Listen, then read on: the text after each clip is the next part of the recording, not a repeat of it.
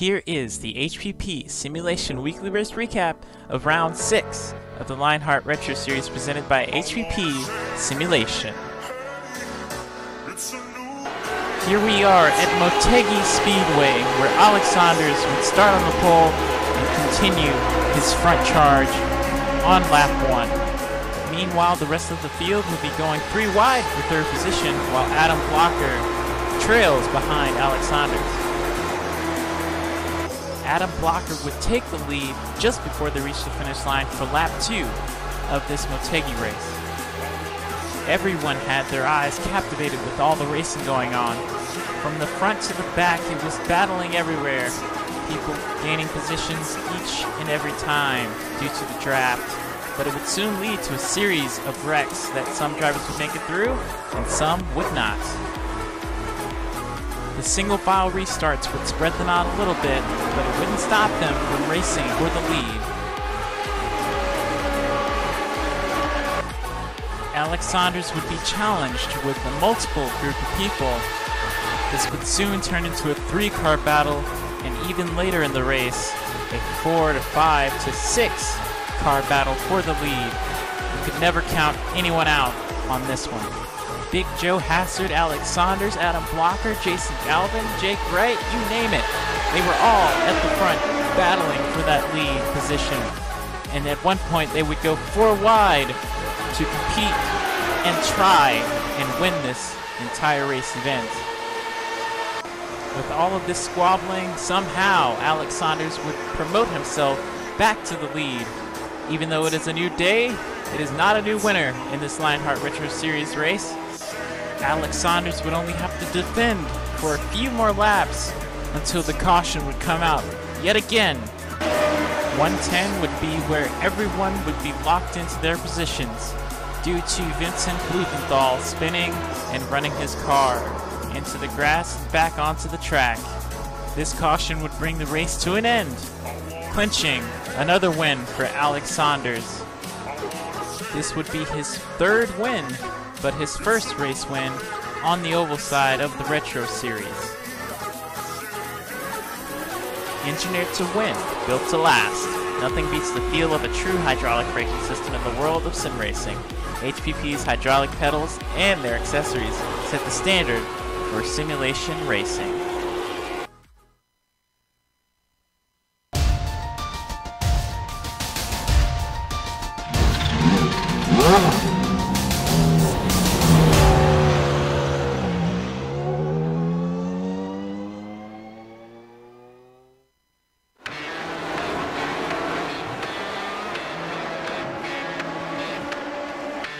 An icon reborn. A new season begins. Drivers must face off wheel to wheel with only one goal: to be crowned champion. Experience the competition and the glory days of early 80s IndyCar action. Hear the song of 500 horsepower Cosworth engines. Watch as drivers wrestle these ground effects cars into submission. Without electronic driver aids, it creates the perfect combination of man, machine, and speed. The Lionheart Retro Series, presented by HPP Simulation, starts now.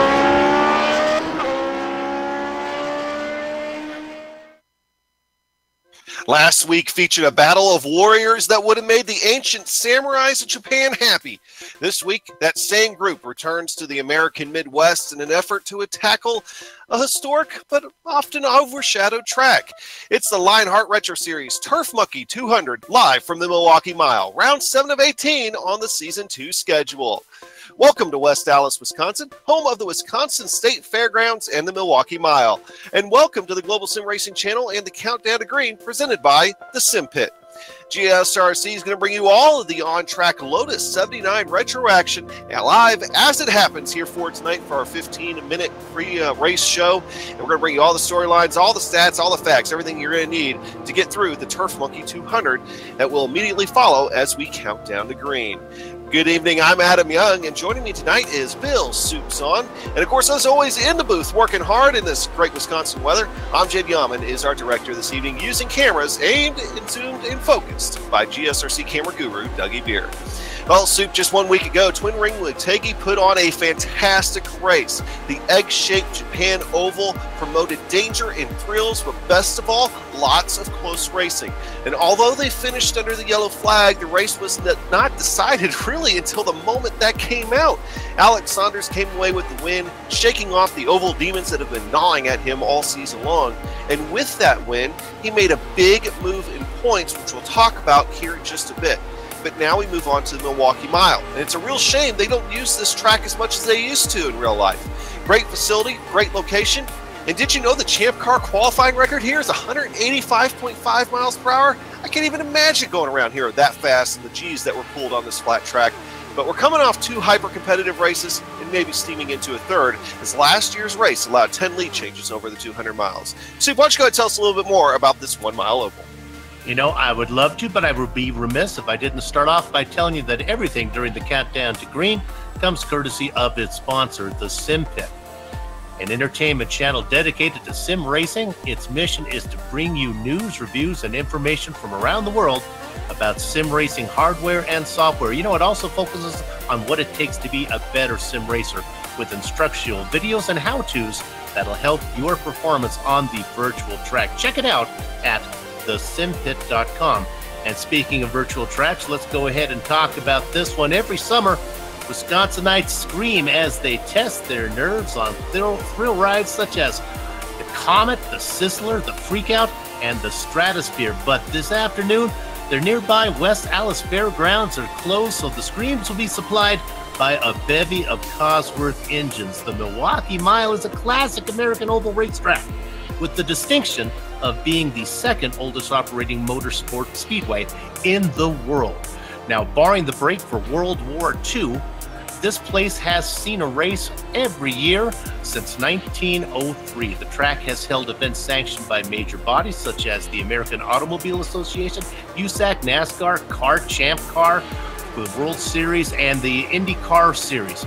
Now, as you might deduce from the name, it's 1 mile in length. The turns are flat, only 9 degrees in banking, paved in 1954. In addition to the oval, there is a 1.8 mile sneaky fun little road course located in the infield. But the best way to get an idea of what this oval is like is to jump on board and take a lap around in the GSRC Dallara IR18 here at Milwaukee.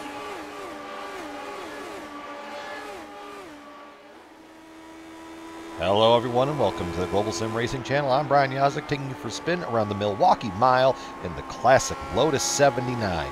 So without further ado, here we go around this legendary facility with this legendary vehicle. Down across the start-finish line, you're going to want to take a really wide entry into here, roll off of the throttle, and really what you're trying to do is you're trying to hook this very long corner. You want to kind of run just about where that pavement is, trying to get the straight shot off the corner. Same for here down in turn 3. You really have to fight your instincts as a driver because you want to get into the gas so much quicker, but you push out so bad on that exit if you try to do that.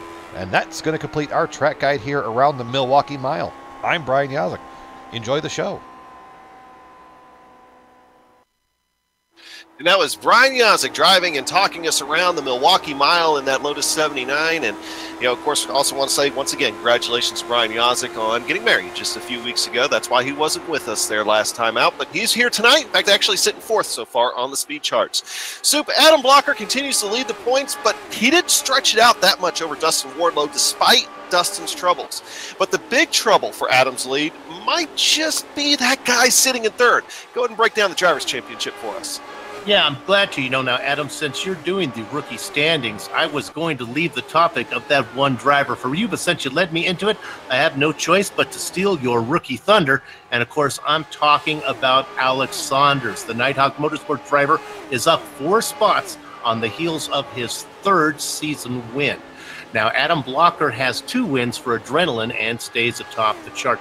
Raven Motorsports sees Justin Wardlow in 2nd. The Candyman is making his 24th career retro start with 1 win under his belt. Michael Goodman is still looking for his first career win. Maybe the 13th start will be the luck that the 8-ball driver needs. Now, my dad taught me that nothing hurts a sim racing career more than romance. Proving that point, the freshly nuptial James Grahula dropped 6 spots for No Name Racing. We wish James a sincere best of luck in his marriage and a sarcastic, half-hearted golf clap best of luck in his future sim racing career. Let's go ahead and look at the team championship. Hey, you know, Father's Day is coming up. This is brought to you by Clipping That Apex. You might not have time to get that gift to him by Father's Day, but he'll appreciate it anyway, even if it comes a little late. Check out clippingthatapex.com for some great apparel that Dad may like. You know, despite Grahula letting down his team on account of the honeymoon obligations, No Name Racing managed to win the day at Motegi and climb a spot to 5th thanks to Joseph Hassard and Jake Wright. How about Loud Petter Motorsports? They were quiet in Japan, coming home 9th and falling to 6th on the chart. The top 4 teams held station, but just like the driver standings, with help from Greg West, Alexander's Nighthawk Racing team is climbing 2nd at Motegi and now 8th with a bullet. All right, Adam, go ahead and let's look at those rookie standings. And there's that guy on top, huh? Yeah, Alex Saunders, of course, he's just coming to the series and taking it by storm. So no surprise that he's up on top of the leaders board. Yazik up there, of course, sitting in 2nd. And, you know, overall, I think the rookie fight here for this year is going to be really tough out there. And we're already starting to see it. But now keep in mind, with all these point standings that we've just looked at, it's not accounting for the drops just yet. And these guys do get a few drops. I think 1 or 2 drops, and they will, of course, kind of fluctuate a little bit, and we won't start taking those into account until we get past the halfway point, which that halfway point's flying up on us here in a hurry. Already round 7. Yeah, when we look at the race details, we can see we are round 7 of 18. You talked about the halfway point. Get this one in, 1 more, and 1 more after that. We got the halfway point in, and then we will take into account those 2 drops that you see right there next to the 18, and that'll really shake up the standings. Of course, our car is that retro Lotus 79. Setups, they adjusted fixed.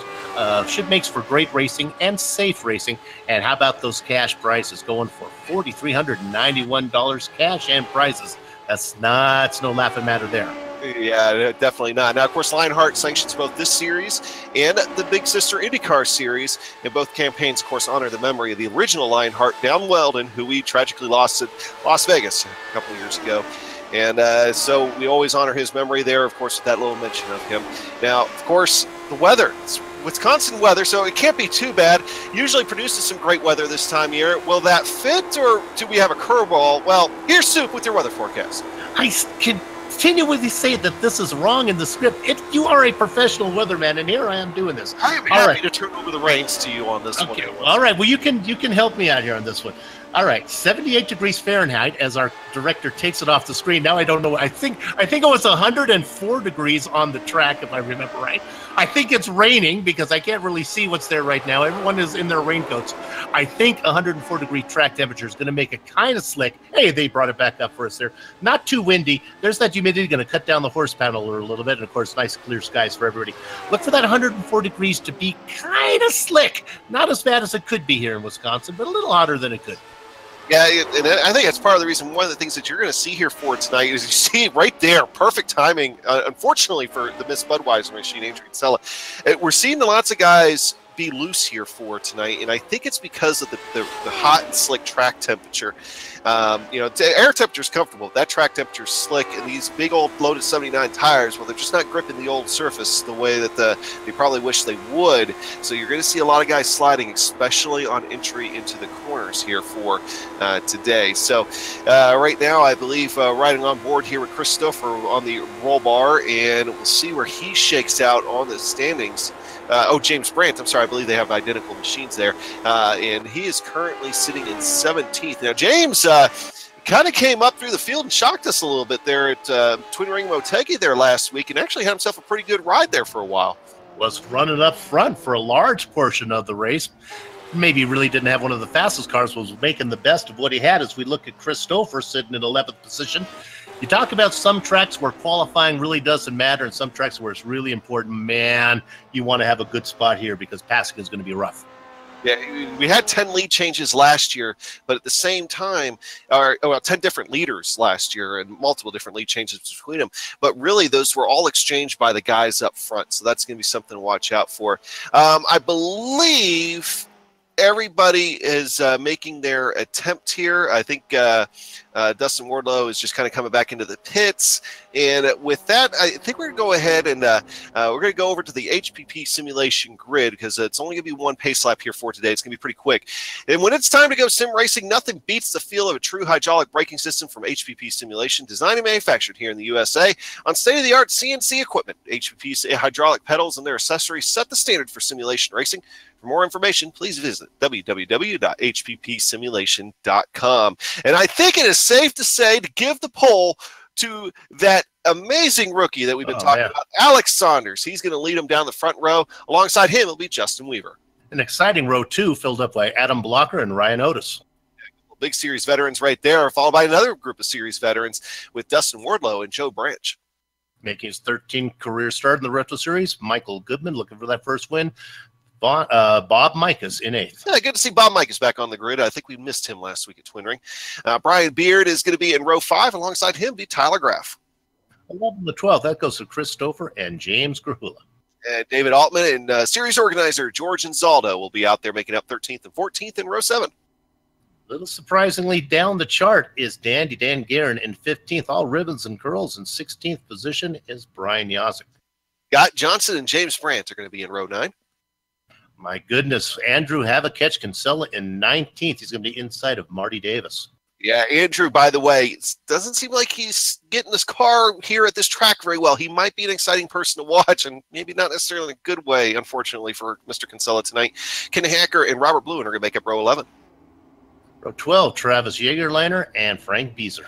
Mark Muck and Vincent Bluthenall we're going to be making up 25th and 26th. Man, I usually don't have any trouble with Vincent's name. Tonight I am. Watch how I handle this one. Row 14, Big Joe Hassard and GSRC's own Samuel Ryman. Yeah, Samuel Ryman, I don't believe it's that Twin Ring either, so good to see him back out there. George Adams, another guy that kind of ran up front a little while at Twin Ring. Alongside him will be Chris Lanini. And I believe Dave Cordy is our race steward. Yeah. 30 drivers here. So you see him sometimes on the grid, but he's actually the one kind of helping to run the show behind the scenes. So that's so he's out there, and of course, always appreciate him. And I believe LaPierre is another one of the stewards here tonight. So thanks to them for helping to run the show and everything. These guys are getting ready to roll off the grid, and we'll go to the onboard cameras here in just a second once everybody's gridded up and they start moving. And we do have 3 of those as usual here for tonight. But Soup, we talked a few times about the ill-handling race cars, and we do have a little bit of intel on that here for tonight. Maybe something to watch out for if we have some long green flag runs, don't we? Yeah, what is that intel? I didn't get it. You're in the I thought you did. All right, so what we're hearing is that around lap 35 specifically, these cars start to get like snappy loose, and so we end up with some long green flag runs here for tonight. It could very well be interesting at the Milwaukee Mile, and particularly on the entry to corners is what we're hearing. But I know when I was out there driving Soup, I mean, it felt loose on the entry to corners on fresh tires and everything else. So I don't know. It's going to be interesting for sure. Well, fresh tires, old tires, really not a factor here on these Lotus 79s. As I've learned, they don't really wear out much. What they do is the handling may change as the fuel gets a little bit lighter. Look at that beautiful panning shot there as we're on our drone cam zooming around that grid. Can we take a look at the onboard cameras? Are we ready for that one yet? Yeah, I think we get rolling. Let's go ahead and we'll get over to those here. The director was having too much fun with that. I know, right? He's sitting there with the controls and everything. You know, you have to have an FAA license, right, for that option. Anyway, hey, butt kicker onboard camera here for today. We're going to be riding on board our pole sitter, looking back at everybody else. That's going to be Alex Saunders, of course, driving with that butt kicker on board. And then we'll move on over to Marty Davis. Hey, Marty Davis has this race sponsor here tonight, Turf Monkey, up there in Racine, Wisconsin, and a Loud Pedal Motorsports machine. And then our last onboard camera here for tonight is going to be Jake Wright, driving that SimPit order camera in that #1 machine. And I actually don't see him on the track right now, so it looks like he might be missing the start. Anyway, these guys are getting ready to go green. It is 1 mile length, so there is only one pace lap, and bringing out the Porsche pace car here for today instead of the usual Mustang that you see on ovals. So a little bit of a change there. You'll see that Porsche there driving around the Milwaukee Mile. Hopefully not too much here for tonight. We want to see a lot of green flag running. Green flag is out. They are away. Alex Saunders gets a great jump on the field, tries to get that preferred line going down into 1, and that's going to leave Adam Blocker there fighting side by side with Justin Weaver, and he's going to get the best of Justin Weaver. As they're going to settle out with Saunders, Weaver, Blocker, and Otis running 1, 2, 3, 4, and Otis already having a look inside, and I believe that was Joe Branch trying to take a look inside. But so far, the front part of the field very much behaved. With Alex Saunders, with Alex Saunders, based on what we've seen last time, he's thinking of a race that is 2 words and a numeral: wire to wire.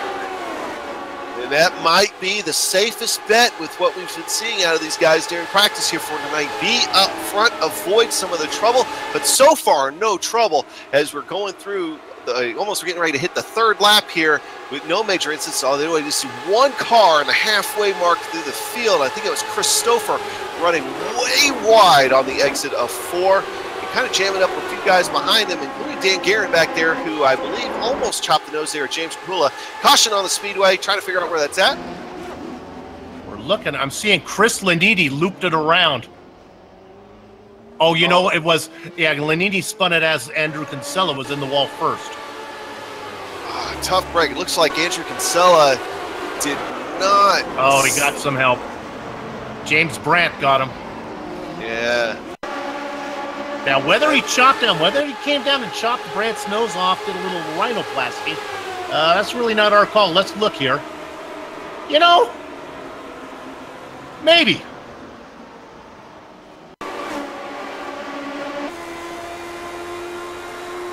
Let's take a look at this one. Yeah, what I think it could have been is,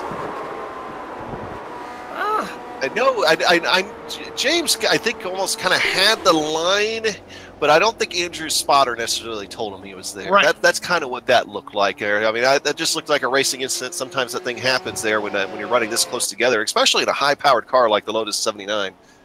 Yeah, if this was a road race, I would say that Brandt had no presentation there. But the rules are a little different on an oval. I think he had a nose cone in there, and I don't think Havakech knew he was there.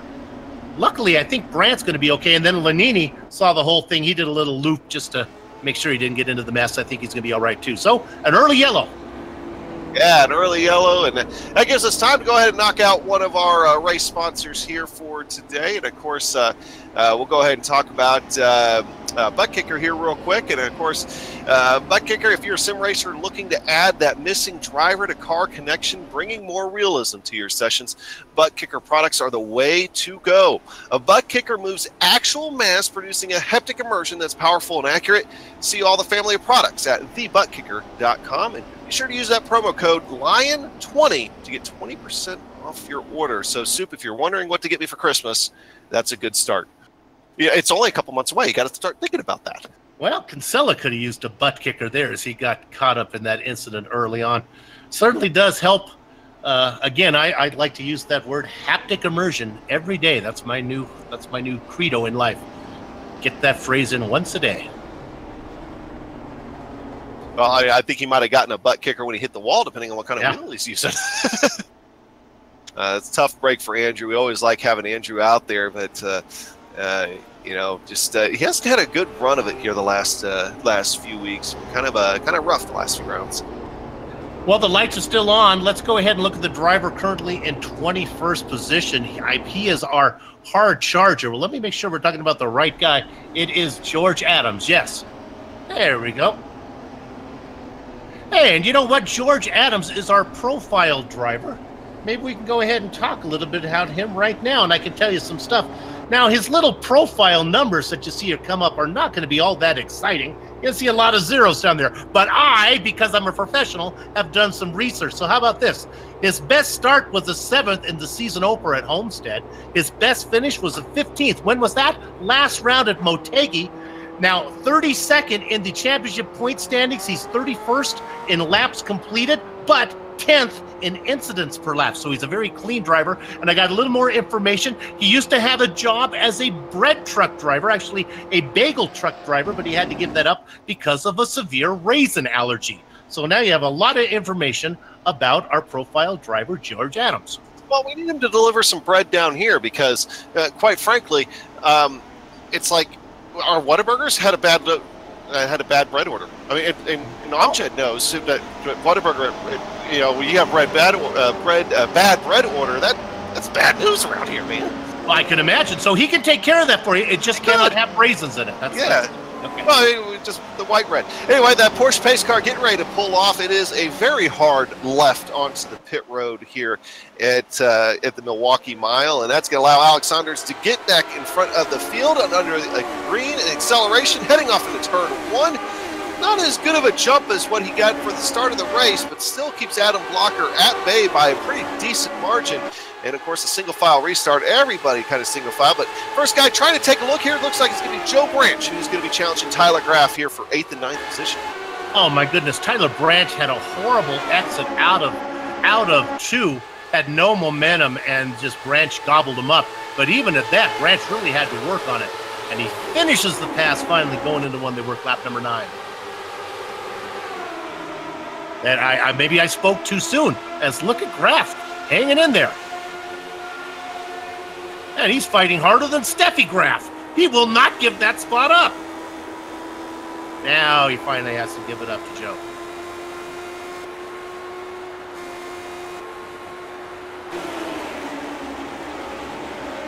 Well, these guys, I think they kind of learned their lesson a little bit on that last start of the race there. Very much behaved through the field. Lots of single file. I was seeing a couple guys kind of starting to peek their nose out there a little bit.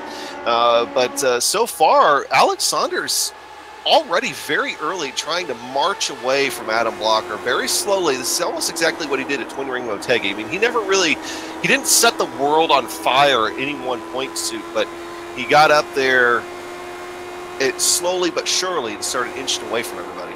So you're saying it's not so much a march as it is a tiptoe, is what you're saying there. It's a slow, deliberate march. Okay.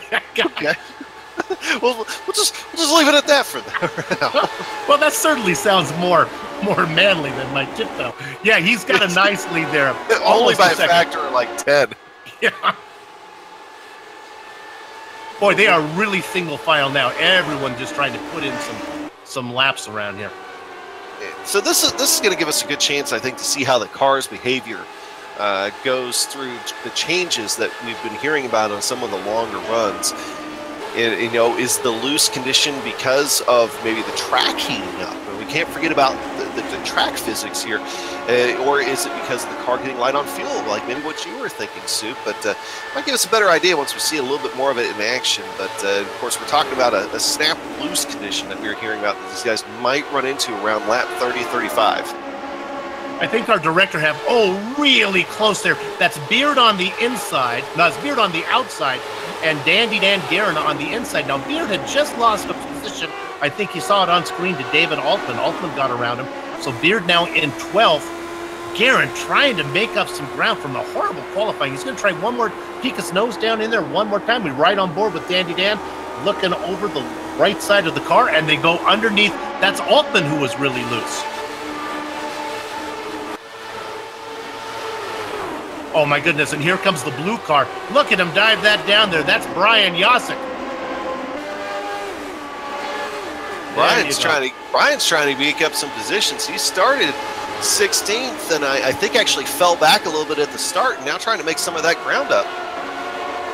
Well, actually, what will happen now, because of the wedding ring... Trying to run that middle line right there.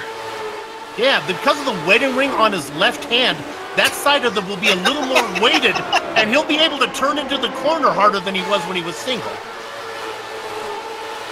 I'm gonna ask my wife about that later and see if it's okay if I use that excuse of because I'm bad. I don't wear my wedding ring all the time. There you go. So it's it's to even out the steering, honey. It's to even out the steering.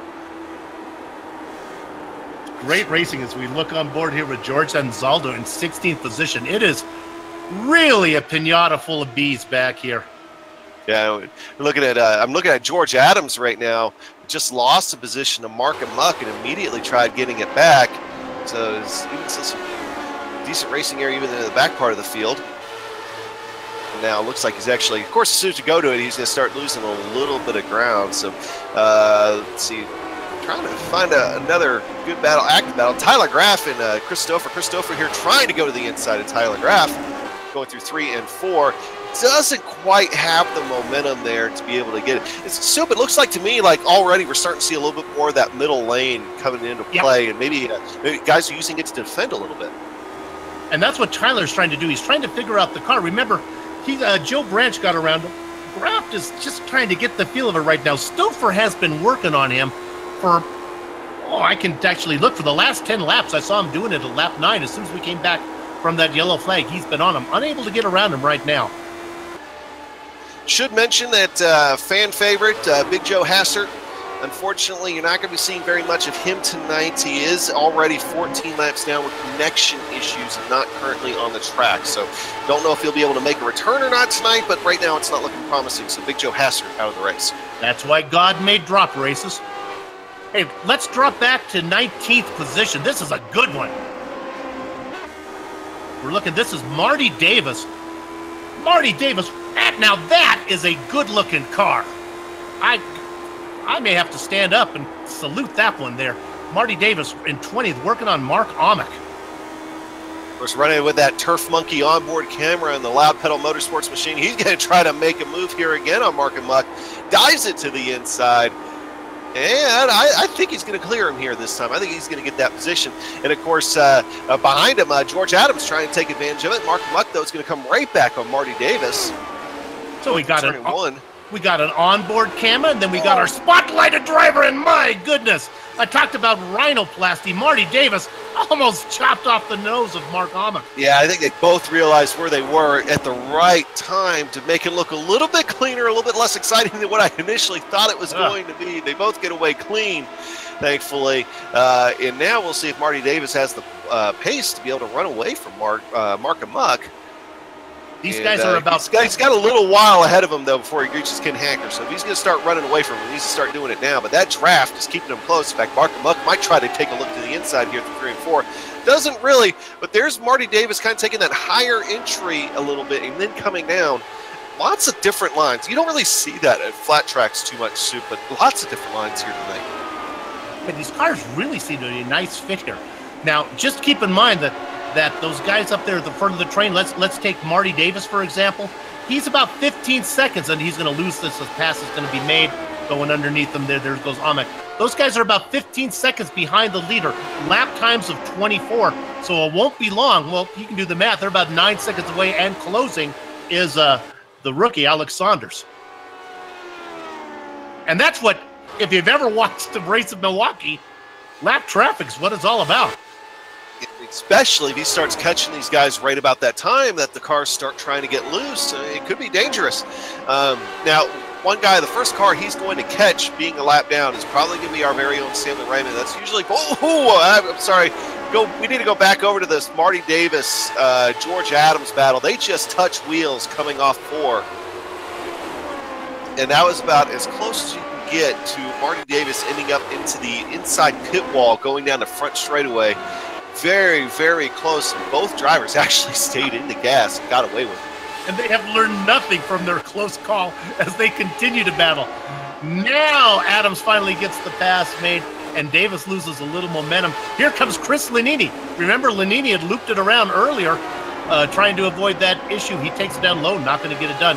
Nice new paint job for Lanini. A nice black and white car. Those of us who are from the colorblind community approve of that one. Unless, of course, it is midnight blue and pink. Well, then I miscalled another one. Then you're in trouble, and I can't do anything about it.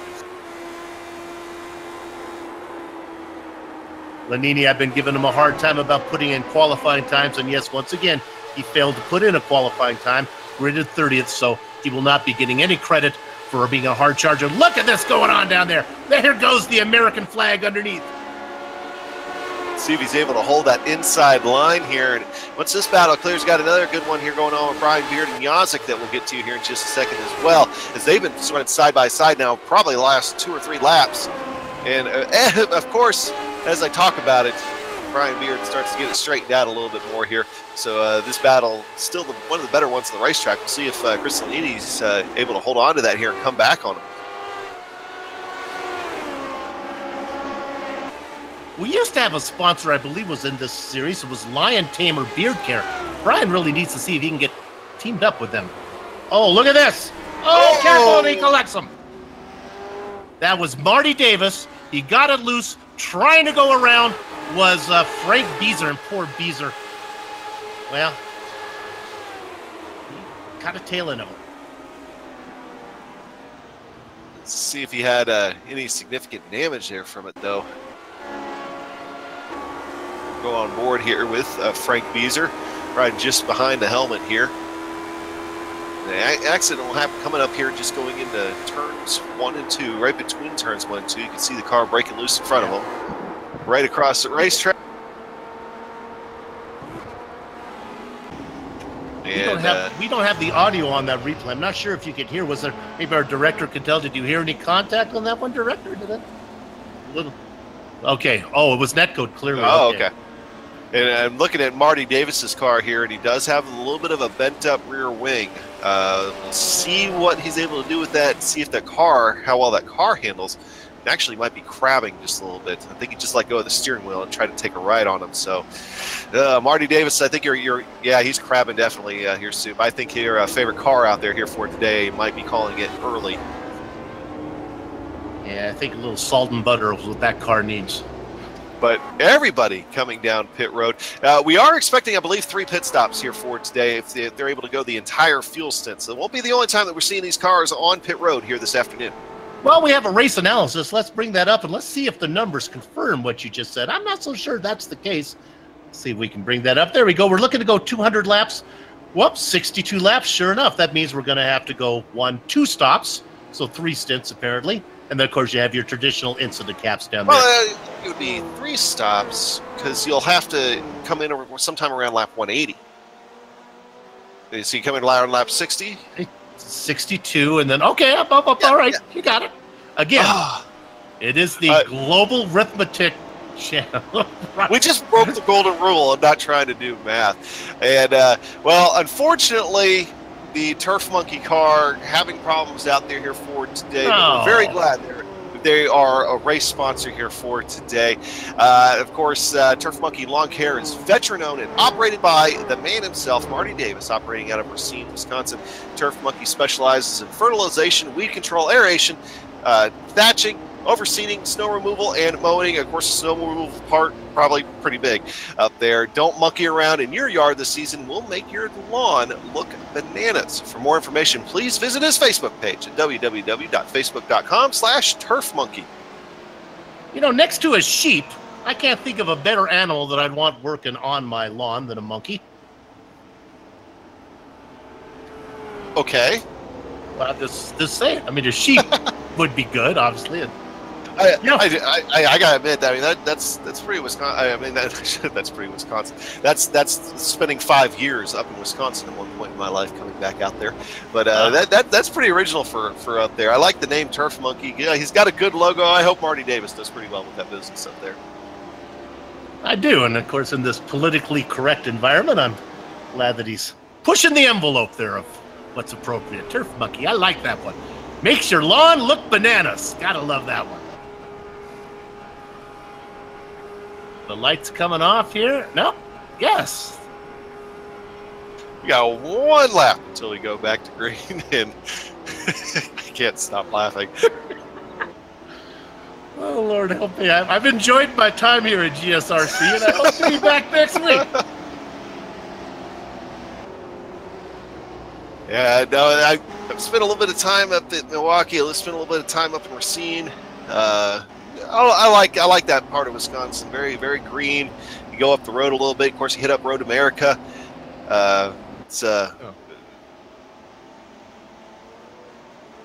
What's going on now? We have Saunders and as the leader, but then we have some lap traffic between them. Look at Saunders, for whatever reason, is out there way in front.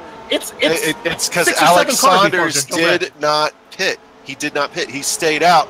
A couple of the other guys stayed out too to possibly maybe try to get a lap back here a little bit. He's pinning him a lap down.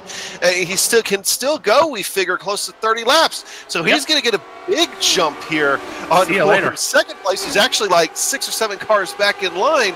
And away they go, and this could be huge for Alex Saunders if he's able to march away.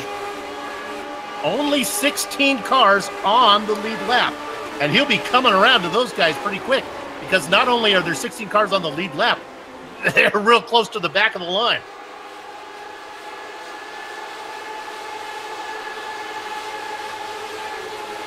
Saunders now up by almost 3 seconds on Joe Branch, who is hidden behind several cars. Maybe it might be fun to look at Joe Branch trying to work his way through. Chris Lanini, he's got George Adams in front of him, Scott Johnson and Ken Hacker. And see these guys try to get around some of these guys. And, you know, they get kind of racy up there right in front of second place. Of course, Joe Branch has filtered into second place. Adam Blocker in third. Brian Otis in fourth. And the next car in line is actually Travis Jagerliner. Then you have James Brandt being lap track. Vincent Bluthal up there. Dustin Wardlow is in fifth. And we're pretty broken up here right now by lap traffic. And just to make it clear, all those guys all pitted. They're all on the same pit strategy. The only guy, the contrarian out there is our leader, Alex Saunders.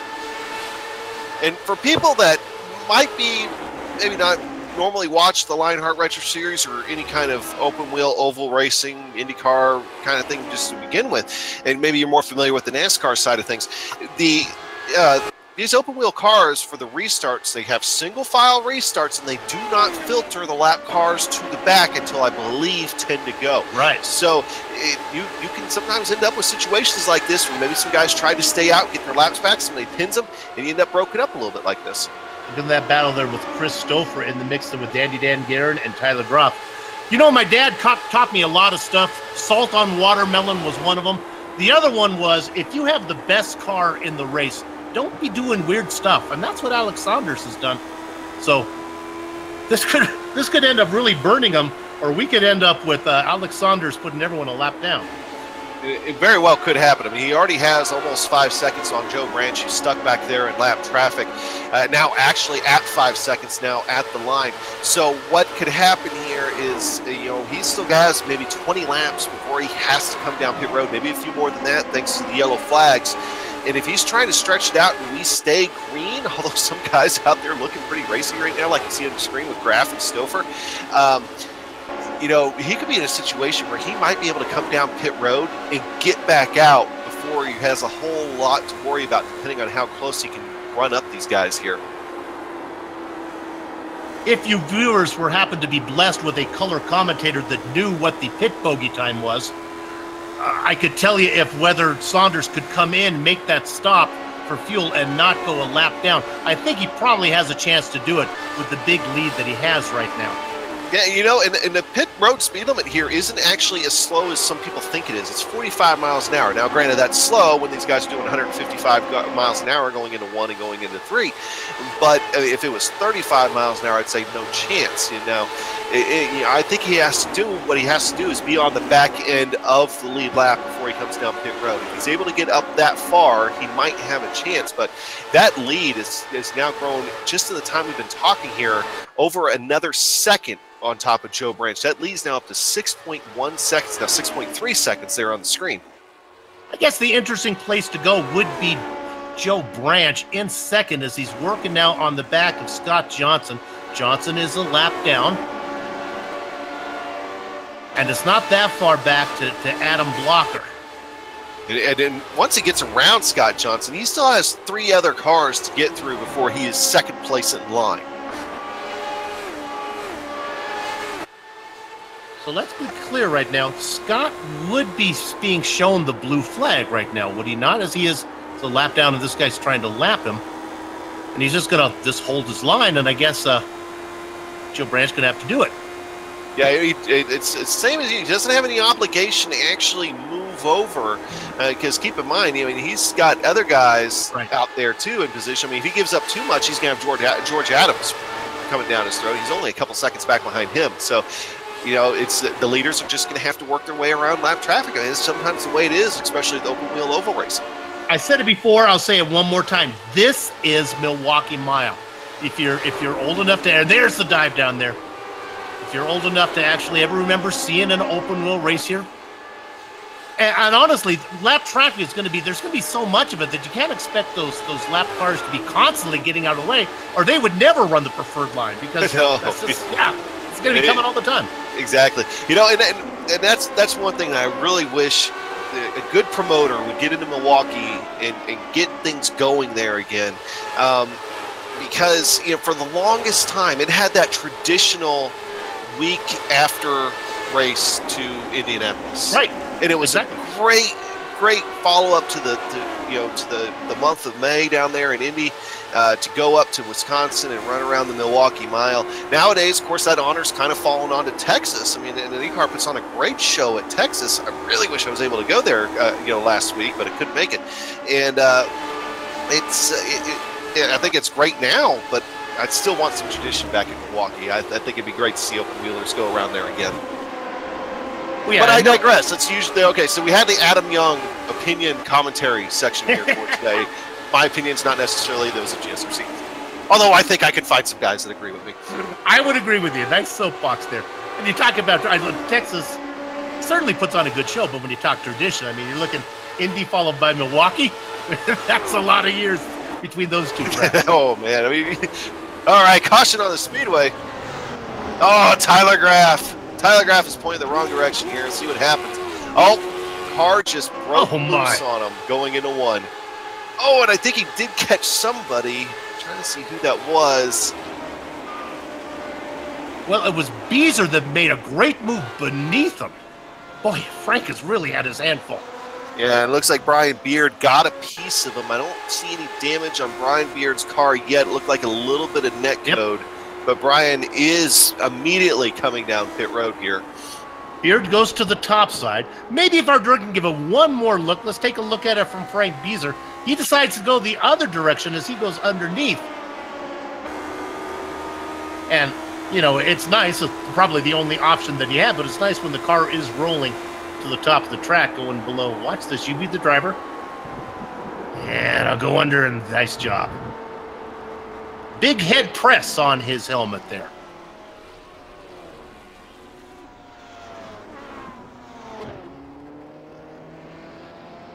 So, we'll see how everything's... Big head press really gets the imagination fired up, doesn't it? All right. Well, with that, and Soup's big head, we're going to go ahead and take a break. We'll be right back here on GSRC.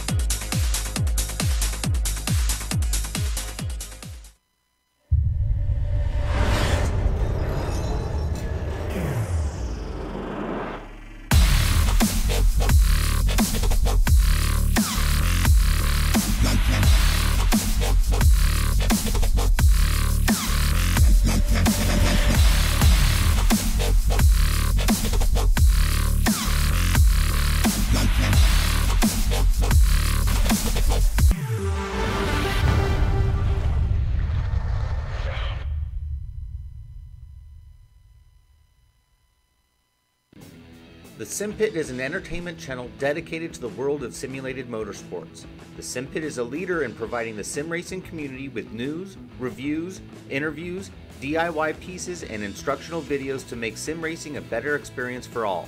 Check us out at thesimpit.com or go to YouTube and just search for The Sim Pit.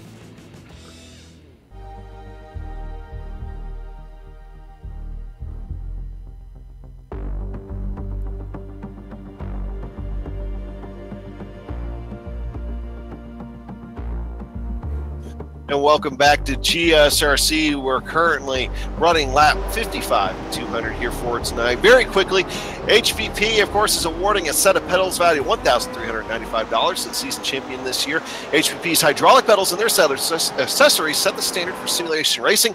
Visit hppsimulation.com to check them out. HPP designed to go fast and built to last. And one guy that we're going to see how well he's built and able to go fast here for tonight is going to be Alex Saunders, because he's finding himself back in the field. Adam Blocker taking him to the green here for the first time today, as everybody that was caught out there a lap down is filtered back to the tail end of the lead lap, and that leaves Adam Blocker back there. Scott Johnson still breaking things up a little bit, not able to get up there quite yet. Then Ryan Otis, then George Adams is the lap down, Chris Lanini lap down, then Dustin Wardlow is in third position. So that's your top three right now, with Adam Blocker, Otis, and Wardlow broken up a little bit by lap vehicles, but not as much as they were before, Soup. So what we're going to see now is if Alex Saunders is able to move through traffic, and in the process of that, are we going to be able to see any more surprise outcomes here as far as some of these other guys being able to filter up to the top?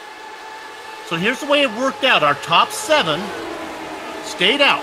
They're on a 25-lap stint right now, and then it goes back to Adam Saunders. And there's about 6 of those guys. Let me give you those names.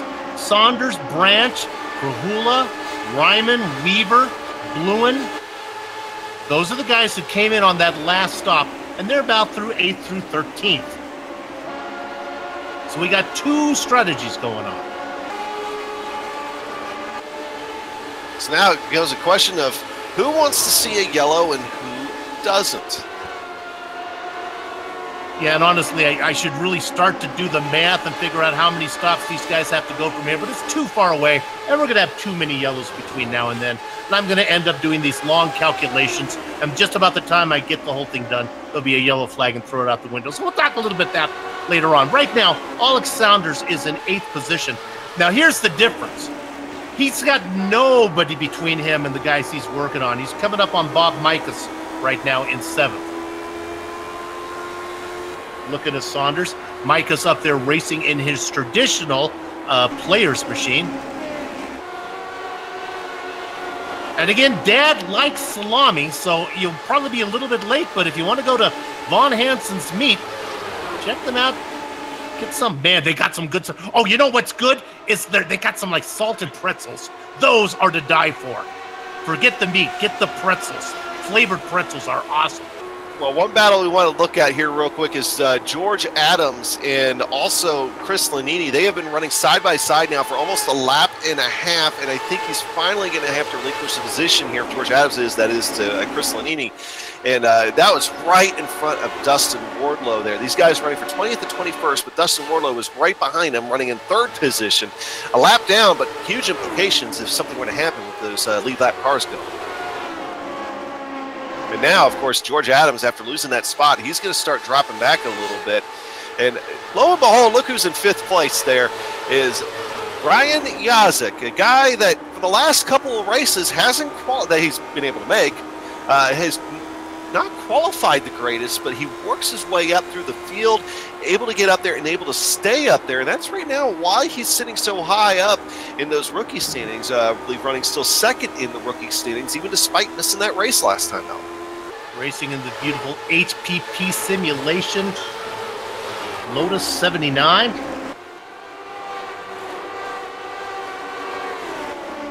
He's got right behind him, he's got the lap car of George Adams. And then Chris Stouffer, who is in 6th. That's Stouffer in the white car going underneath Adams. See, and of course, as soon as Stouffer presents to Adams, Adams just kind of lets him go. And it works out best that way. They both don't lose a lot of time. Got to remember, George Adams still has people around him that he's racing for position. But, you know, the guy in the mix of that might be again here in a few minutes. It's Dustin Wardlow. We'll go back to him in a little while once the battle heats up in front of him, as I think it will here in just a little bit. But right now, it seems like everybody, for the most part, being behaved, running nose to tail. Actually have to go back a little bit there to Justin Weaver and Robert Bluen as they're fighting side by side now. Of course, Justin Weaver got caught up in one of those accidents a little while ago, has a little bit of a bent up rear wing, but he is at least hanging on to the tail end of the lead pack here at the moment.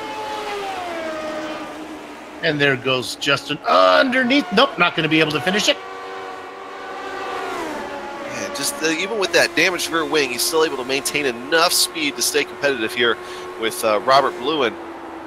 Robert Bluen himself is no slouch when it comes to these cars. Very, very talented and skilled. But another one of those guys, Soup, that just hasn't had the season I was thinking he was hoping for. And, of course, Bluen out there racing in 16th position, being chased by Justin Weaver in the Moby Dicky machine. Hey, everybody at Moby Dicky. Remember, a little Dicky will do you, says on the car there. Moby Dicky, a great bar and grill. They're watching us on the big screen. And going right underneath them now, that's Dandy Dan Garrett. Are you sure they're... Yeah. Are you sure they're actually watching us on the big screen? Because now I'm going to get stage fright, man. No, they are. They're watching us. Okay. Hi. Have a beer, because I can't right now. Garrett is 17th. Moby Dicky, the last car on the lead lap. 16 seconds behind the leader. So let's check on Alex Saunders, see what he's doing. Remember, he's on that long stint. Not able to make up a lot of ground on Bob Mikas. Yeah, it's kind of showing how bad, how much track position is going to be important here for tonight. Get back in that dirty air, a little bit hard to pass. And actually, you know, looks like we might be on the coattails here of a long green flag run. Let's go and work our way through the field. Go through top through bottom. Make sure we get everybody mentioned here real quick. Man, we are racing very quickly toward the halfway point of this race. Already working lap 70 here. Adam Blocker starting in third here for today. Currently up in front now thanks to pit strategy and running away from second place Ryan Otis. Adam Blocker, though, showing that he has the strength. Ryan Otis showing he has the strength as well. Maybe not able to get there. And, oh, I jinxed it. Caution on the speedway. See what happened here. I see Ken Hacker with the bent-up wing. I see somebody sitting sideways there across the track. Tyler Graff. Ken Hacker and Tyler Graff again. Now, this is not Tyler's fault. My gosh, though. He is under a dark cloud today. As that was Ken Hacker, who has his fair share of spins. Not today. Oh, okay. So what happened here, we actually have to look in front of Ken Hacker, and that will be George and Saldo. We ride on board here. Yep. Get a good idea. George is going to get loose. Back end tries to step out. Ken tries to get underneath him, and his back end breaks loose in the process. And so he gets sitting sideways across the track. Tyler Graff, thinking maybe he was going to drift up the track a little bit more, thought he picked the correct line, and at the last second realized he didn't. Well, that's going to open the door for more pit stops here. We'll follow these real quick. Adam Blocker leading him down pit road, and to see if anybody stays out. I imagine there might be a few guys that stay out, including Alex Saunders. Indeed, Alex does stay out. Yeah, but the guys that were with him a lot of them decided to come in. Saunders stays out. It looks like he's got about 3 guys with him. Saunders, Samuel Ryman, and Robert Bluen are all on the same strategy. George Anzaldo stays out for some reason, even though he's got 40 laps on this set of tires, unless maybe he's in 4th position. Not sure what George is doing. Well, and the guy sitting in second right now on the track is going to be Samuel Ryman.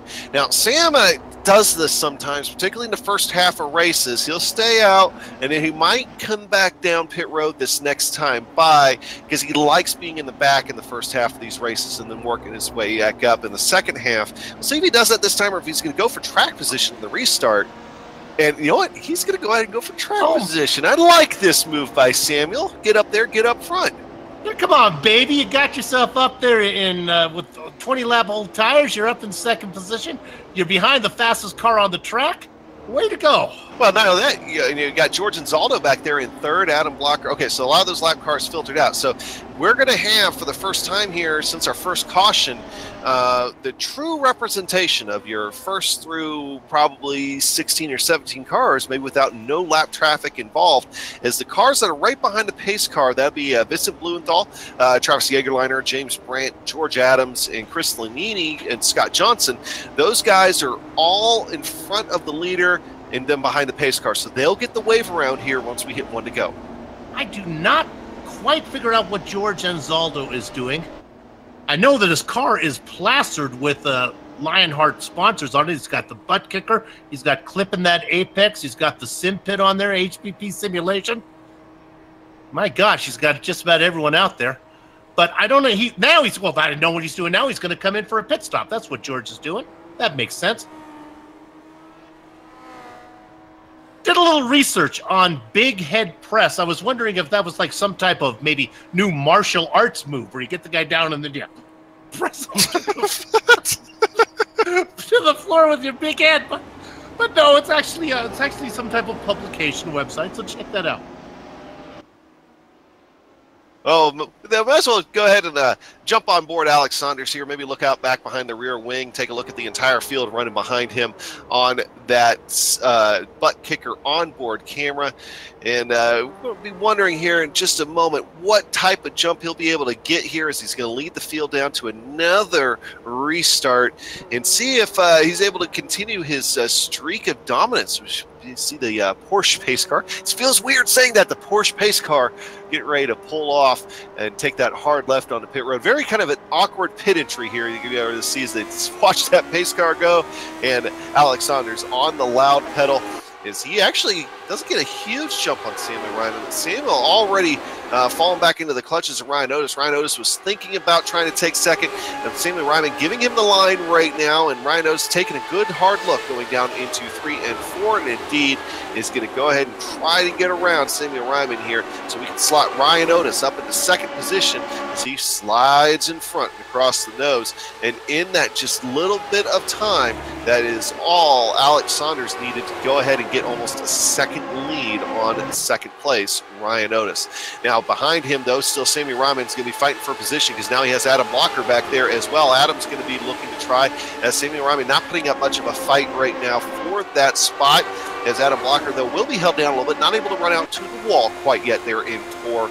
And then next up behind him will be Dustin Wardlow, currently running in 5th.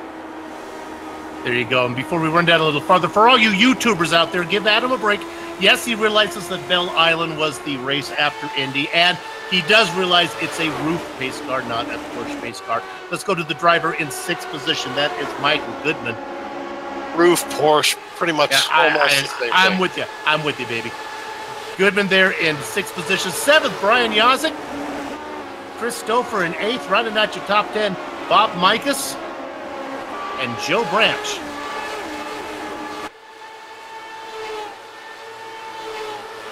Who's your hard charge, you may ask? Well, I bet you if y'all took a second, you could probably guess who it is. Well, and you it's get a little bit more of a second because caution on the speedway. Oh, Ken Hacker. All right, Ken. That time you put it in the wall, so I don't think there'll be any more yellow flags with your name on it. Let's see what happens. I wonder if it was that front wing damage just really caused him to push and big jump, and he's just a passenger at that point. He's going to slam the inside wall here hard. And that's going to be the end of his day, as I think the engine blew on that one as well. In Ken's defense, the first one that he brought out, he was really taking evasive action, and I think that one was a result, like Adam just said, of not knowing what was under him. So, no fast repairs here in the Lionheart Series. This is Big Boy Racing. You break it, you bought it, and he'll be paying for that one. So now, the question is, does Ryman come in? Does Saunders come in? Ryman is in. Not surprised here by Sam coming in. But I think that's going to be all the lead lap cars that we'll see here come pit road. We got a couple back there. The guys that had taken a wave around the last time are now coming down pit road as well, since they might as well. They didn't get the opportunity to pit last time. So we'll go ahead and take just another quick break here on GSRC. We'll be right back.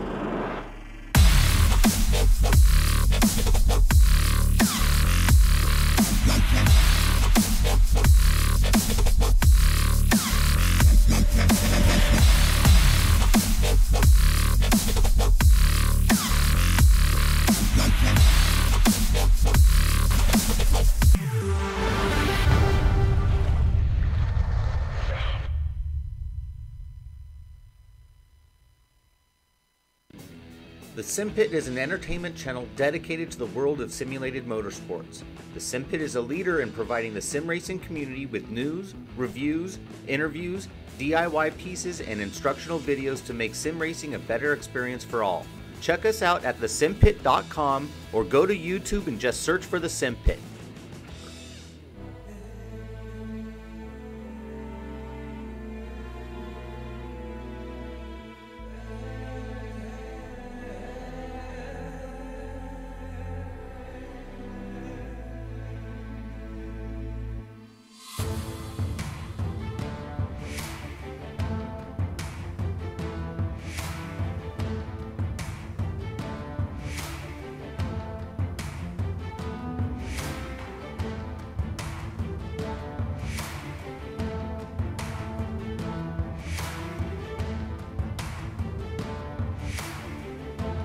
Adam Young and yours truly, Bill Soups on here at the Lionheart Retro Series. We're from Milwaukee, round number 7.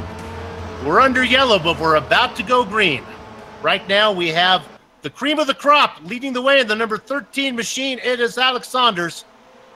Pace car is in. And we are back to racing one more time.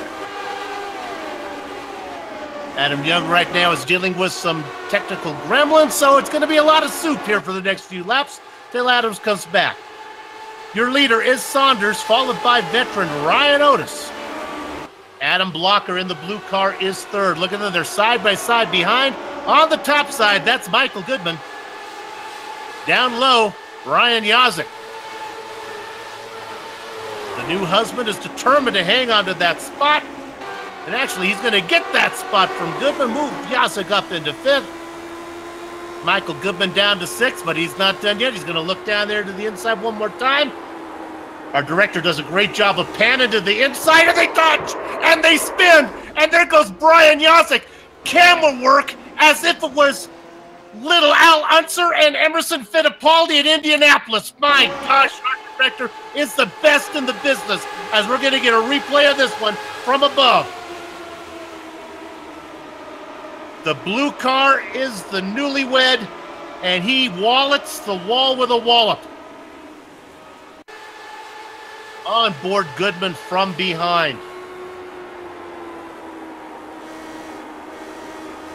And there you can see the mild 7 machine gets into the HPP car.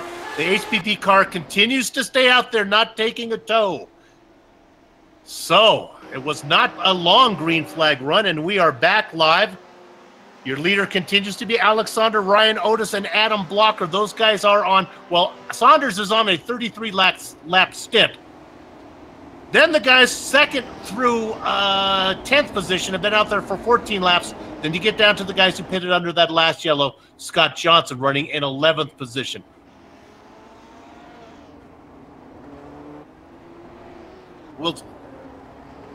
And while that's going on, let's take this opportunity to take another quick break. I know we just did one, but maybe it'll give us a chance to get my partner back here next to me. So we'll be back in just a few before we go green.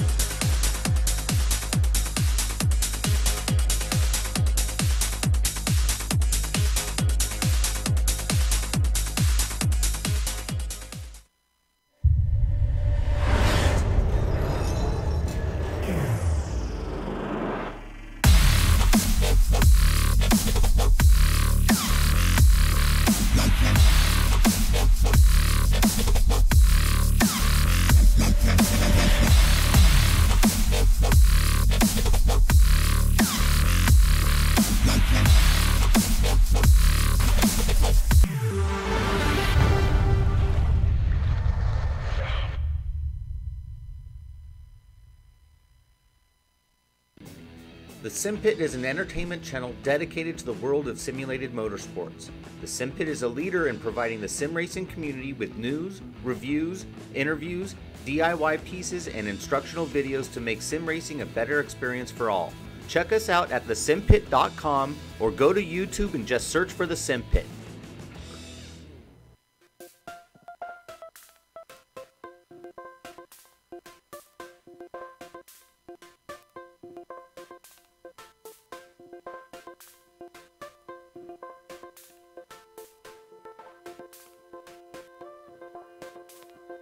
Welcome back to the Badger State, GSRC's coverage of the Lionheart Retro Series.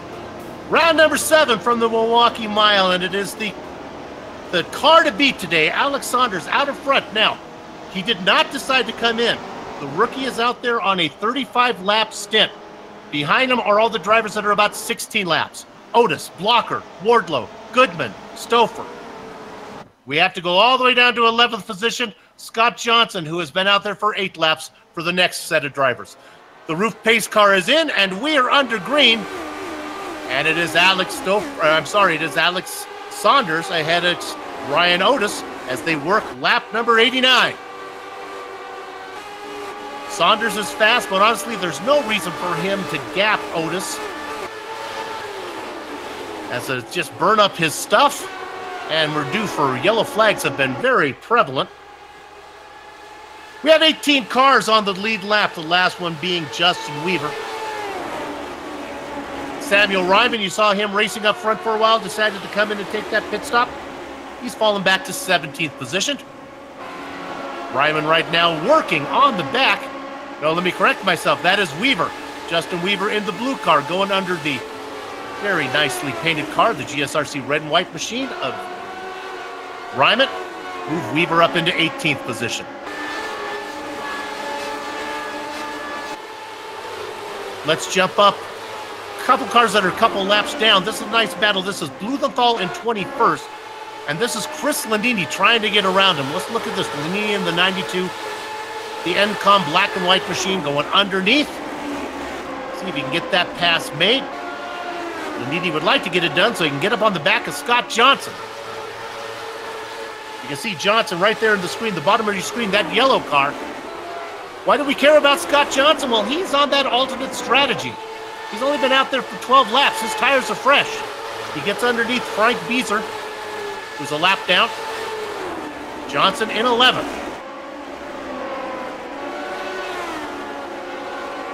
Let's move up to 10th position. Remember, George Anzalda was out there in 3rd for a while, running a really, really long stint. Stayed out there for 40 laps. I wasn't sure why. Well, he came in and made that stop.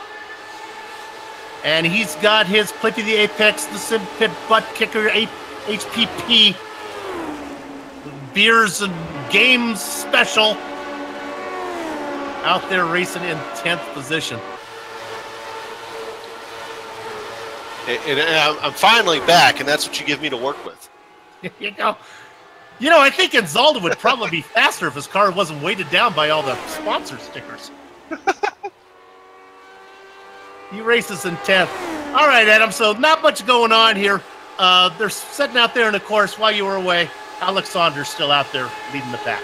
Yeah, I was able to hear about Brian Yossick's trouble right before I had my own issues here, so I had my own little bit of an incident, but back online now, of course. And one thing I've been noticing, because I've actually been able to watch the last couple of laps here, is Alex Saunders is once again marching away from Ryan Otis, but it's not as fast as what he was able to do earlier. So I'm wondering if that light fuel load might be affecting the handling just a touch on his car. Of course, now I say that, and he separates himself about 4/10 that last lap. So, well, there you go. That's just commentator's luck right there. Listening to the broadcast, I said, all right, Adam, I'll show you. Yeah, he's 2.5 seconds up on Otis. But again, where's he going? He's going to need to pit here. He's on a 43-lap stint. So he'll come in, he'll cycle through, and then we'll see Ryan Otis as our leader for a while. Otis and Blocker and Wardlow. And that'll go on for a while until Scott Johnson will eventually inherit the lead. Johnson, Lanini, and Bluen.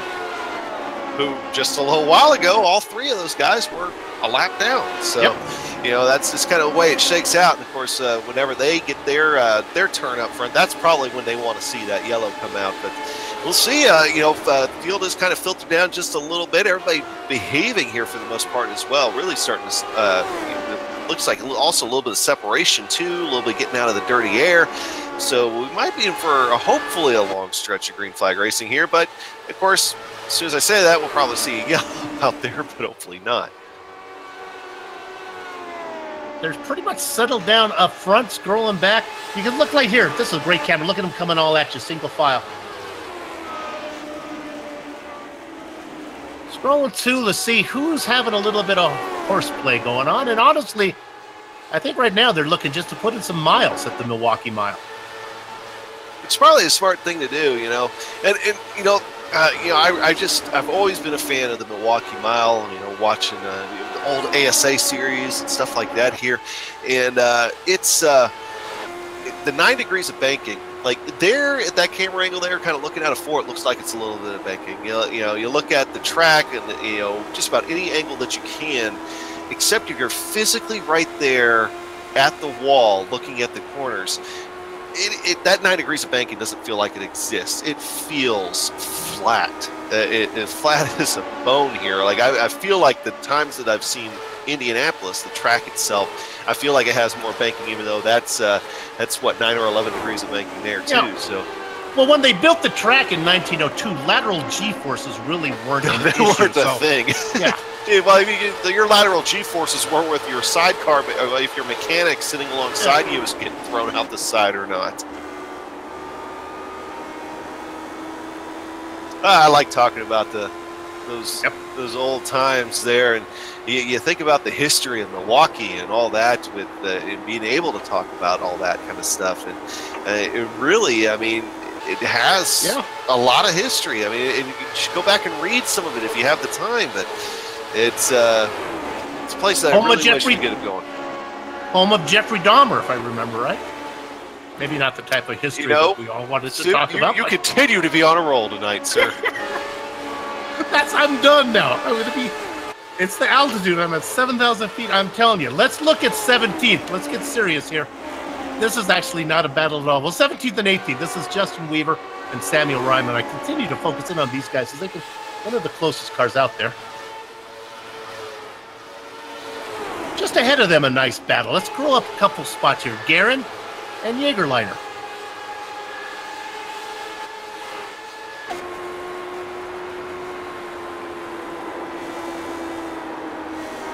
Bob Mikas ahead of them. There we go. We ride on board with Travis Jägerliner, a veteran of the series, or at least of the Lionheart guys. Well, these guys need to start thinking about getting a move on because Alex Saunders can be on them here pretty quick if they don't start putting down some good lap times, because Alex Saunders out there still putting down 24.7 laps, and these guys are running at 25.4s and 25.5s. So if they're going to have any chance of inheriting the lead because of any pit cycle drama, they need to start getting on the gas pedal quick. The good news for them is he's due for a pit stop now. What did we say, about 62 laps, but there's been a lot under yellow. Let's say he can go 70, so we're looking at 17 laps from here. With 30-second laps, you're looking at about 8 minutes here before he has to come in. I think maybe Ryman and Weaver will be able to stay out there that long. If we can get a nice green flag run, it's going to be interesting to see how the checker flag falls on these 3 distinct groups that we have going on. You got Saunders with about 20 laps on Otis, fuel-wise, and then those guys with about 9 laps on the other group of kids that are led by, would that be, I guess, Weaver's leading that one now. Or no. Yeah, Weaver.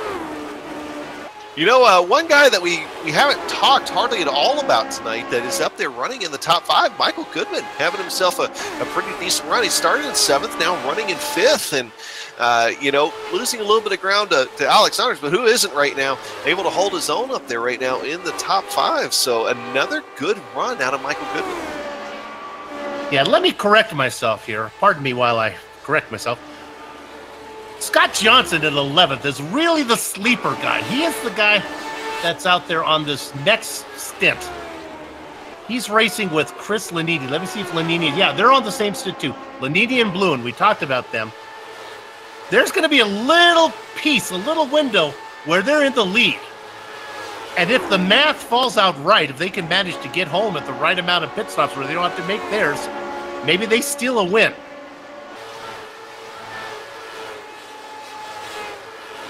I'm so tempted to do math. I just... Put down the pencil. Put down pencil. I can do it. No, put back on your shoes. We don't want you counting toes either. Okay, that was a corny joke. I tried. I tried to go with you on that.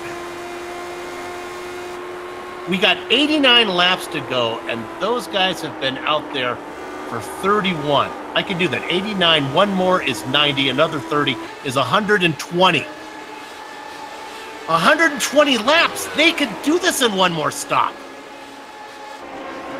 Right? Yes, yes, absolutely, they can. absolutely. Everybody else has to pit twice. And not have to put as much fuel in the car on that last pit stop there, because they'll only have to go about 20 laps or whatever till the end. Scott Johnson, I like it. There's your winners right there. Johnson, Lanini, and what else would it be there in 13th position out there running the same? And Bluen. If we go green from here. Well, this is now where racing in Milwaukee can kind of get a little treacherous. Alex Saunders now catching the back end of the lead lap cars, with Samuel Ryman now underneath him, trying to get past him to put Sam a lap down. And then for too long, you'll be seeing Justin Weaver possibly go a lap down. Justin Weaver also, don't forget, has that damaged rear wing from an incident earlier. So, but his handling so far in his car seems to be looking pretty good, at least compared to everybody else. But still, another guy that Alex Saunders is going to have to keep an eye on here. And it banged up his Moby Dickey sponsor there. He gets out of the way. Actually let off the gas in a big way to let him by, and Seaman Ryan had to let off the gas in a big way to give him room. Let's go up to second position. This is Ryan Otis, and here comes Adam Blocker. These guys know that they're going to be racing for the lead in just a second, because Saunders is due to pit pretty darn soon. Adam Blocker gaining about 0.3 of a second that last time by on Ryan Otis. We'll see what the see what the lap times look like here. And now Ryan Otis figuring, oh, okay, he's coming. I have to get on the gas. Ripped off a solid 24.936 lap there. So able to pull just an inch away from Adam Blocker there that last time by. But I've seen Adam Blocker do that a couple of times since I've had my own problems here. He'd be able to kind of surge up to the rear wing of Ryan Otis and kind of fall back a little bit. Surge back up, fall back a little bit. And I'm wondering if he's just being patient, biding his time, or if maybe dirty air trying to play a role into how their battle's going to shape up. Hey, let's go back to George Anzalda for a second in 11th position. He just got passed by Scott Johnson. Chris Lanini's trying to get underneath him as well. George says, not so fast on that one. And now Lanini's going to finish it, so Anzaldo drops a couple spots. Down into 12th, and again, I keep talking about Johnson and Lanini now racing 10th and 11th. They can one-stop it from here. I think everybody else has to stop twice. Yeah, I think they are definitely, out of everybody else, thinking no yellow flags. Let's see this thing green throughout. Let's see what happens here. Travis Jagerlander goes a lap down. That's the bad news. The good news is that the man who just lapped him is going to come in pretty darn soon. I keep promising it. Yeah, we're now showing him a 66 lap. Well, that should be 67 right there. And, you know, granted, like you were mentioning, a couple of yellow flag laps mixed in there. But you got to be thinking he might be due here in the next lap or two. It's very, very, as we talk about, tricky kind of pit road entrance here, especially if you're going to attack this under green. So when Alex Saunders comes down pit road, it might be something to watch out for. Saunders makes the move under Dan Guerin. Actually slides up in front of Dan Guerin, slows him up just a touch. Let's go to P2. It looks like we got this battle going on. Oh, look at this, Adam. That's Blocker underneath. Yeah, so much for sitting back there biding his time. He's going to go ahead and try to do something here with Ryan Otis, knowing he could inherit the lead any moment now. Caution on the speedway. Joe Branch. All by his lonesome. The branch broke. Well, it seemed like he hit the curbing there and then just started upsetting the car and never really got back underneath him and backs it into the wall, and that's coming out of 7th place. He had started having a solid run after earlier, and that Adrenaline Motorsports machine seeing better days now. I sure hope Alex Saunders hadn't run that tank dry, because he can't come in yet. His pit lane is closed. He's been out there for 70 laps. I hate to use Joe as the example here, but look at those new grass effects that we're seeing in iRacing on this latest update. They look great, although I'm sure that Joe Branch wasn't the one that was wanting to show that to us. Vincent Blumenthal was stopped out there on the track for some reason, I think letting some cars go by. Yeah, you know, they got to get the turf monkeys out there to work on that. Well, especially now after Joe Branch slid through it. Nice green grass. Those turf monkeys, they'll do whatever you want. They'll plant, they'll seed, they'll trim, they'll edge. Make your lawn look bananas. Now, all right, I expect that we're deep enough in the run for everybody here that we should see just about everybody come down pit road, and indeed, here they come. That's all that strategy stuff almost out the window. I think the question's going to be now, if we're able to go green the rest of the way, is how much fuel do you have to take for your last pit stop? You don't want to mess that up. We're looking here at what, just about 75 laps to go from here. A couple guys that did stay out are guys that are wanting to get their lap back, with the exception of Robert Lewin. Robert Lewin is hung out there, and he is 44 laps since his last pit stop. We'll see if he comes down pit road. Okay, but I have a feeling he might try to stay out here. I think I can get into the head of Robert Lewin, or at least try to. He was one of the drivers we were talking about there with Johnson and Lanini, who had the one stop to go. So he still needs to make one stop, as does everybody else. So he's going to stay. Now, his one stop's going to be considerably longer as his tank is a little less full. He's going to need more fuel than everybody else's. Everybody else, one stop is going to be a splash and go. His is going to be pretty much a fill it up all the way. But nevertheless, let's stay out and let Adam and Soup talk about me for a while. See what happens. Nothing wrong with that, that's for sure. Out there in the DFR 996 machine. iRacer.ca.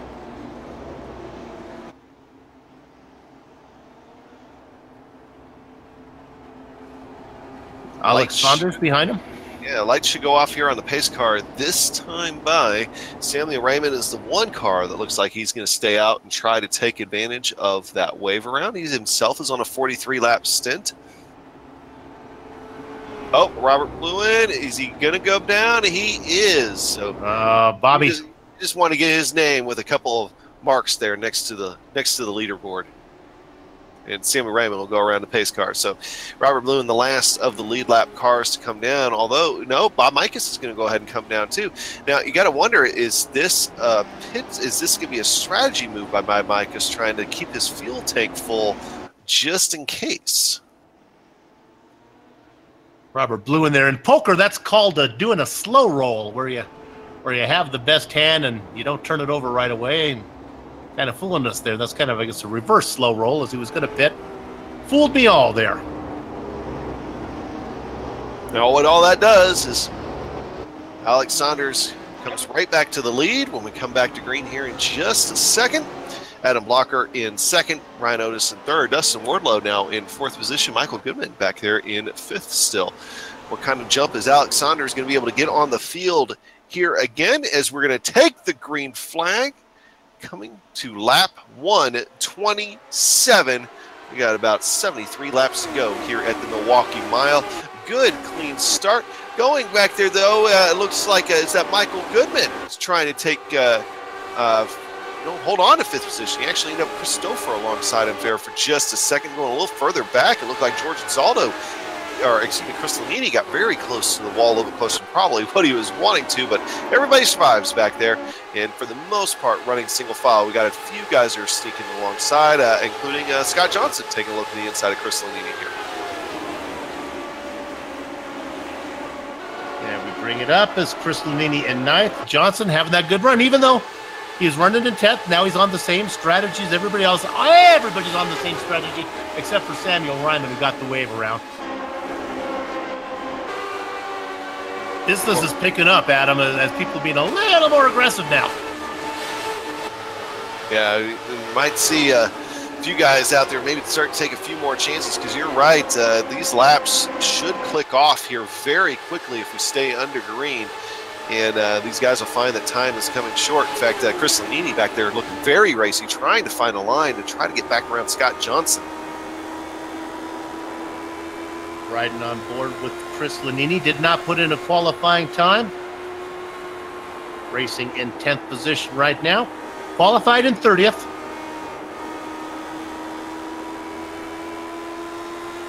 And yes, he would be our hard charger, but I'm not giving it to him. Our legitimate hard charger would be Samuel Ryman, up 14 spots. Back their last car on the lead lap. There we look at our top 3. And the guy that I've noticed have been aggressive is Dustin Wardlow, back and forth. He was really pestering Ryan Otis there a minute. Now he's settled down. You know, that's one thing I've noticed about Dustin Wardlow here, especially the last couple of rounds. Since he's been in the thick of this championship standings here so far this season, he hasn't been taking as many chances, and because he doesn't feel like he has to. He knows he's up there and just has to stay up there, and that's going to be how I think Dustin Wardlow, that's going to be his strategy here for the rest of the season. You know, run consistent races, be up there at the end. And, you know, you think about some of the greats that have won championships like that. Terry Labonte comes to mind. You know, he won one race, and that was back when, you know, there was no chase or anything like that. It was 32 races or whatever that he had in the Cup Series.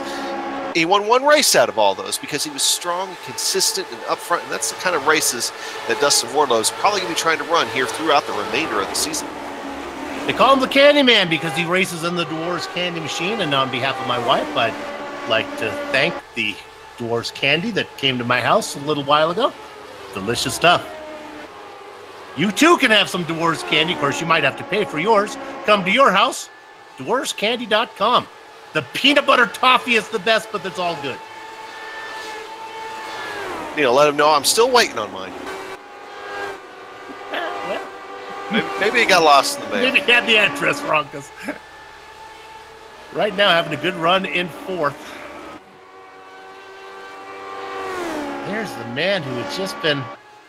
It hasn't been wire to wire because the pit stops broke it up, Adam, but it would have been wire to wire if we didn't have all the yellow flags. He's really good. He's definitely really good when he's out in clean air, doesn't have anybody in front of him. He's able to just be consistently fast, but as long as he's not back there in the dirty air. But if things play out the way they should here for the rest of this race, he shouldn't find himself back in dirty air here the rest of the way. Now, Adam Blocker now there, you know, having himself a good run, but still running about a 10th of a lap slower right now than Alex Saunders, but Adam Blocker's also running close to a 10th of a lap faster than Ryan Otis. And that's really all he needs to worry about here at this point, is try to run away from Ryan Otis. Hey, we're doing it already, and we tried doing it earlier. Let's do it now. Work our way through the field of here who's remaining on the lead laps. Next car in line there is going to be Dustin Wardlow. Just talk about Dustin at the Milwaukee Candy Machine just a few minutes ago. And Dustin started here for today, you know, kind of close to the front, right there in 5th position, but has been able to stay up front, consistently stay up front here throughout the day. Michael Goodman having himself a great race, another good, solid, consistent race here from Michael Goodman, who, by the way, is sitting 4th in the championship standings here coming into today. So he's been able to be consistent. One of those guys that you just don't talk a lot about during the race because he doesn't find himself in any kind of trouble. He's just out there turning laps, getting good finishes, and that's the kind of racing that Michael Goodman is doing out there here today.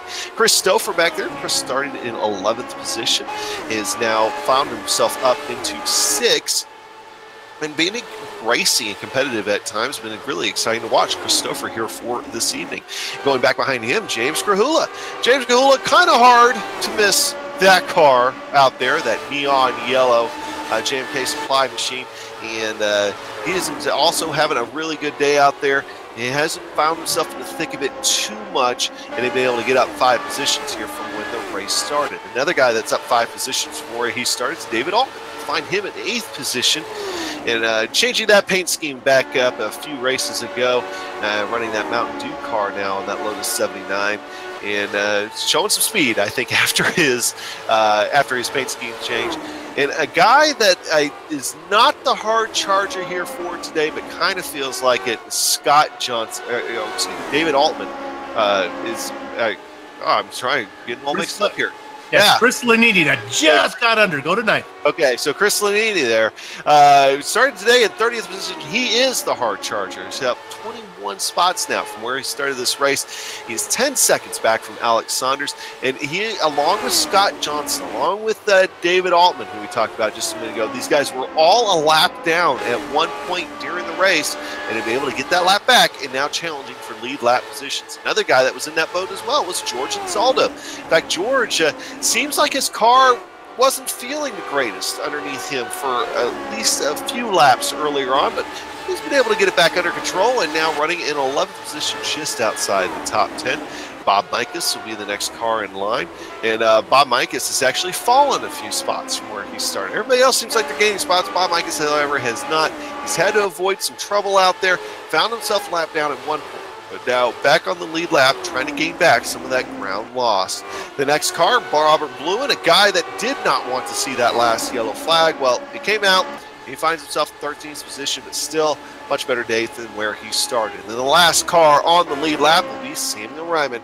Samuel out there in 14th position. He started the day in 28th, just kind of running the same kind of race that Samuel Ryman does. He could have been up there, mixing it up a little bit more over the front, but I think he decided that discretion's the better part of valor, came down at the last second, and now we'll be falling back into the clutches of our leader as we do the full circle around back to Alex Saunders, still leading the race and still slowly pulling away from Adam Blocker, but Soup not pulling away as fast as he was earlier. And you were talking about Samuel Ryman. I got bad news and then more bad news. You're about to be lapped. And if that's not bad enough, you've been out there for 52 laps. You need to come in pretty soon, Sam. But nevertheless, having a good run, doing GSRC proud. Or Sam took the wave around on that last caution. Yep. And to try in an effort to stay on the lead lap or to get back on the lead lap rather. And unfortunately, it does not look like the gamble is going to pay off, unless something drastic happens here in the next couple laps, I don't think you're going to get the yellow that you need right at this very moment there. So as everybody through the field right now, very tame, starting to see some hints of maybe some of the ill-handling portions of the race car coming back out soon. 14 cars on the lead lap, soon to be 13 as Ryman's about to go a lap down. Then we have 6 cars, 1 lap down, Amick, Blumenthal, Beezer, Guerin, Jaegerliner, and Weaver. And we have their Sam coming in. Figured you went ahead and win a lap down, go ahead and time to come on in, fill her up, get 4 fresh tires on the thing, and go out there and see what you can do here with the rest of the day. It is so weird. I mentioned Dan Guerin. He's currently in 18th position right now, actually 17th. So unusual for him to just be a mid-packer, just kind of out there, a field filler, if you will. I'm so used to calling him up front. It's all a fixed setup, so he's driving the same thing as everybody else. It just must not be a good fit. Adam, is that your guess? It's just... Yeah, you know, it doesn't feel right. I think what it is, I mean, certain setups fit you're better to certain other people's driving styles, especially even when you're talking about fixed setups and stuff. But the other thing too is how are you anticipating the racetrack? There's lots of other factors involved. I mean, are you choosing the right line as your primary line heats up? I mean, are you moving around the way you need to? How are you managing the dirty air? And there's some guys just have off days when it comes to that. It kind of feels like an off day here for Dan Guerin. Yeah, well, my dad told me that practice was the crutch for the untalented. But, you know, you got to think that maybe he's just not putting in the time or something. I'd like to talk to Dan and see why that is. We're just used to seeing him racing up front.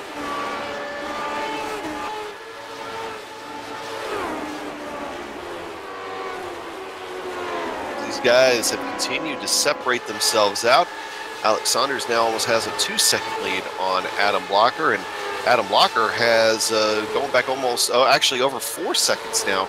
You have to go back to find Ryan Otis. So continuing to stretch things out here amongst the lead pack. And the closest battle on the racetrack right now, I think, is actually between George Zaldo and Mark Amuck, who Mark is lapped down. So that's actually not an actual physical battle on the racetrack, but Mark Amuck looks like he's trying to get past George Zaldo. Man, I just got a feeling that we're going just green from here. Could that be the case? I know the Lionheart Series. This is what happens. It gets sometimes a little aggressive early, and then everyone gets their footing. Right now, my gosh, it looks like they're all driving to the store for milk. Yeah, at 150 miles an hour. Yeah. Saunders gets around Justin Weaver. Is Weaver the last car on the note? He is not. That would be Robert Bluen. Bluen's got a little cushion before that rookie gets to him. Talk about coming into the series and making a splash. Alex Saunders. Man, oh man. I know we have been talking a lot about Alex Saunders here the last couple of weeks, but man, there's a lot to talk about with that kid. Definitely coming out, making it right, making a splash in the scene. Adam Blocker made a splash in the scene last season, and well, you know, now these guys are going to have to fight for it up there at the pack and trying to show the guys like Ryan Otis, Dustin Wardlow how it's done a little bit. In the last couple of weeks, they've been able to do just that. Now, we're getting a report that possibly Dan Guerin has some suspension damage, so that could also be the reason why he's having some trouble out there here tonight. Not necessarily up to the kind of speed that we would necessarily see. So if so, that's definitely unfortunate for him because we know he has the capability of running up front. Yeah, that makes sense because just not racing with what he normally has there. Racing again with another one of the series sponsors on there, Lock Precision. Fly hard, fly safe, fly lock. Man, they got some cool rockets. They got rockets with cameras in them, man. It is so neat. That might be better than our drone that we had. Oh, as we got to go here. Vincent Blumenthal, Bob Mikus, and Mark Amuck just went 3 wide going into turn 3 just a second ago. So none of these are actually, with the exception of Mark Amuck up there racing with Vincent, for position, but they were definitely diving for it. Well, I think Anzaldo's in 11th, Mikus is in 12th. And then you're right. Then we get back to guys who are lapped down, Amuck and Blumenthal. Amuck back there. And some of these guys starting to feel the pressure, too, of Alex Saunders starting to make his way up through the tail end of the lead pack. And you got guys like Mark Amuck and Vincent that they don't want to go another lap down, but they might be here, too. So that might be why they're getting racy here all of a sudden. Try to stay in front of your leader, Alex Saunders.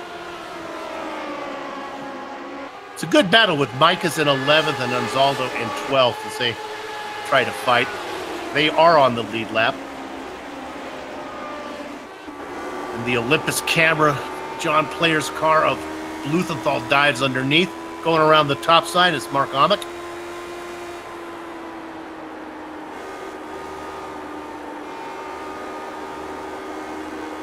Riding off the board of off the back of Anzaldo. Yeah, once Bob Mikus cleared George Zaldo, man, Bob Mikus just took off from the rest of that group there. Definitely starting to set sail now. So trying to get himself cleared, but everybody's feeling the pressure right now. Let's look at Alex Saunders here. He's got around Robert Bluen, and now he's got some more work to do as he dives underneath Frank Beezer.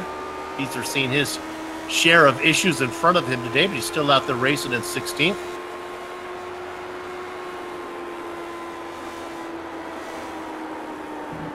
Got Vincent Blumenthal next.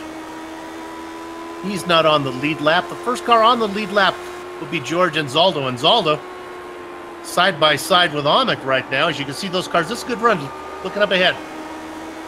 That's right off the car, right off the onboard camera. That's Amick on the inside who completes the pass. Anzaldo falls one car closer. Now there are no cars between him and Saunders. Coming out of the pits, that is Robert Bluen. And I'll tell you what, all of this playing around here from Saunders, that has bud. You don't have to go that far back to Adam Blocker.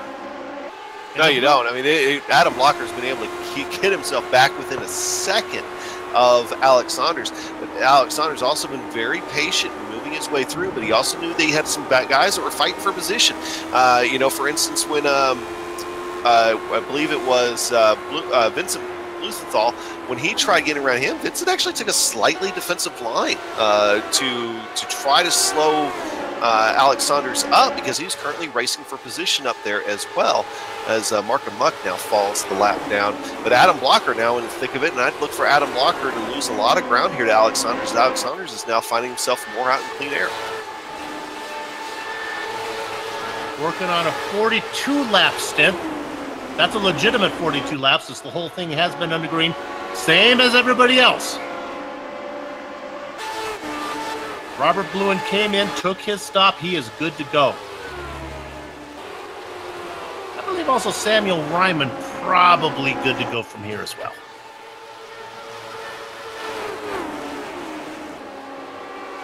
Yeah, it's like everybody that comes in now would definitely be good to go. And I wouldn't be surprised to see some people come in and maybe try to short stop it, but at the same time, you leaders, if you're in first and second right now, you do not want to see that yellow. If you're guys like Ryan Otis or something, yeah, you maybe want to see yellow just to get the field bunch back up, see what you can do with it.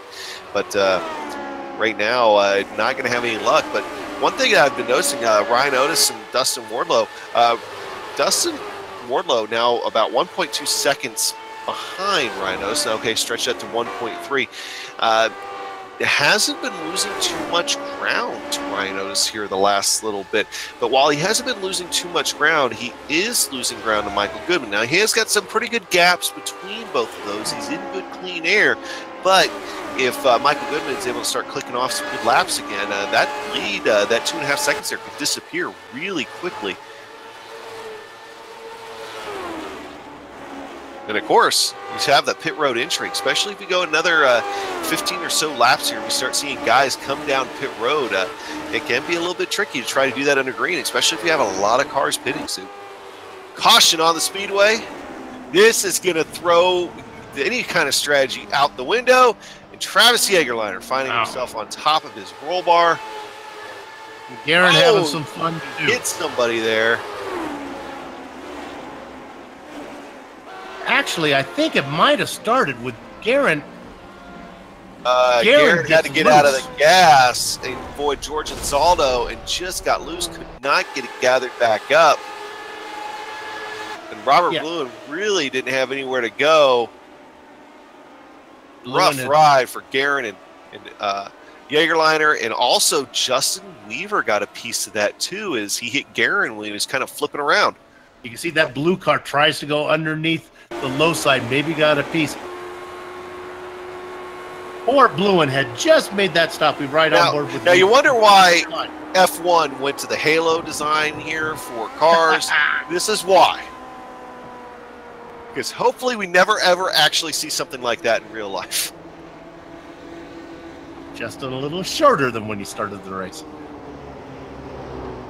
Got that Moby Dickie's car underneath, and now they all come in. Well, we race, we go around, we go around, we go around, and when it's all said and done, we get ourselves like a 30-lap sprint to the end. Yep, and that will probably be the last time we see these guys, almost definitely the last time we see these guys come down pit road here tonight. So with that, let's go ahead and take one last break here on GSRC for tonight. When we come back, we'll bring you all the way to Check the Flag.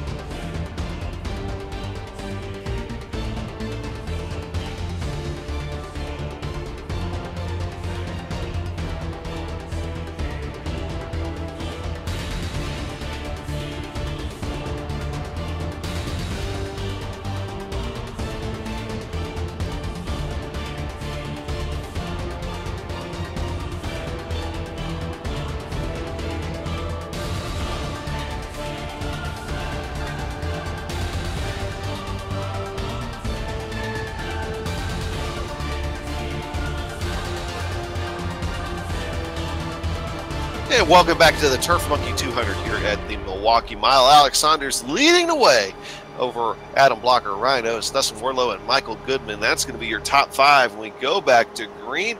And indeed, we are getting ready to go back to green here. As we're going to watch the pace car take that hard left off the racetrack, give Alex Saunders back control of the field. He is on the gas and away, and already seen Adam Blocker maybe trying to take a defensive line over top of Ryan Oates. Indeed, Ryan Oates actually able to get that high line going across Adam Blocker. Great momentum as he can be able to carry it off the corner. They're still side by side going down the back straightaway. Nose to nose, looks like, as far as if you were to look at him sideways and running wheel to wheel at the same time. So Adam Blocker able to get the good run coming off 4. He's going to take second place here for this lap. But Ryan Oates still right there. And the guy sitting in what you like to call the popcorn position, Dustin Warlow. Blocker hugging the inside like a tight pair of Fruit of the Looms. My goodness, he got that jump off the start and went to the inside and said, Ryan, you're going to have to take it on the top side. Otis could not get it done. You know, we talked about it being a 27-lap sprint race. Really what we had was like a 173-lap qualifying session. I think everybody is pretty much sorted out where they belong. We got a few battles going on. Let's look at 7th position. This is Krahula being challenged by Altman, but not much going on there. A lot of guys, Adam, putting their nose in there, making an attempt, but nothing happens, and then they lose momentum, and that almost costs them more ground than when they started. Yeah, great battle here going on right now with Chris Lanini and Bob Mikas. Chris Lanini just kind of had to throw it in there for just a second. Actually lost quite a bit of ground with Bob Mikas, but able to get it back, and the battle continues. And a guy waiting back there to see what happens with that's going to be Scott Johnson. I think that if Bob Mikas here can clear Lanini, Scott Johnson's going to have a shot at Christopher. I mean, Chris Lanini's, my bad. Yeah, nice one. Mikas in 9th, Lanini, Johnson, who's had a great run. Not in the mix is Bluthenthal. He's back out a lap down. Christopher, by the way, currently running in 6th position, so he's well ahead of these guys out there.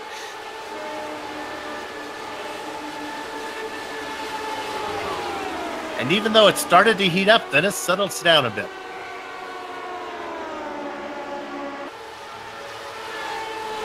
Well, one guy that definitely wants to see this thing go green the rest of the way is Alex Saunders. He's once again showing that he has the car to stay out in front.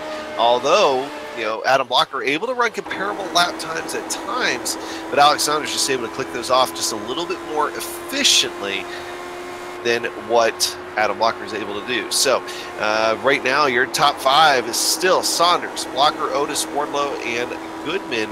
Although Goodman he wasn't as aggressive on the restart as I thought he would be.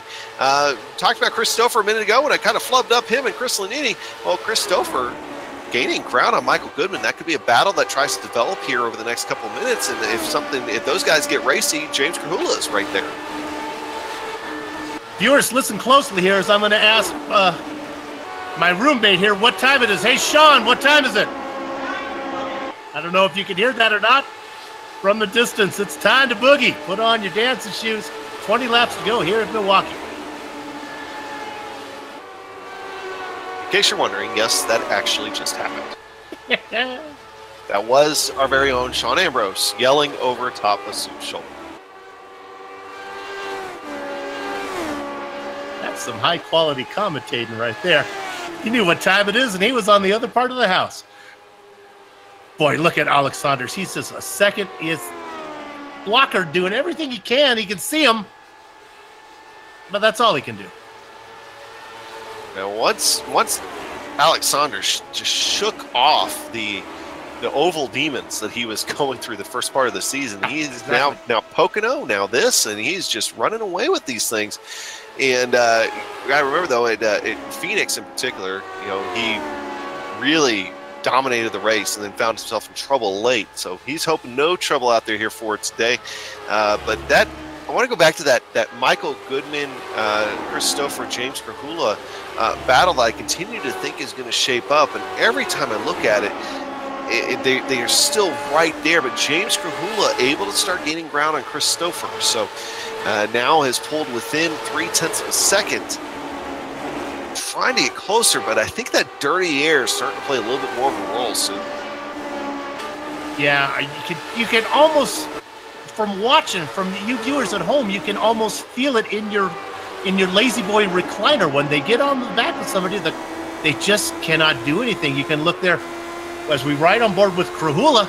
He can get onto the back of Christopher, and then you don't go anywhere. And if you force the issue, if you take it and dive it in deep, all you end up doing is losing your momentum, and you kill your lap time, and you fall victim to the guy who's chasing you.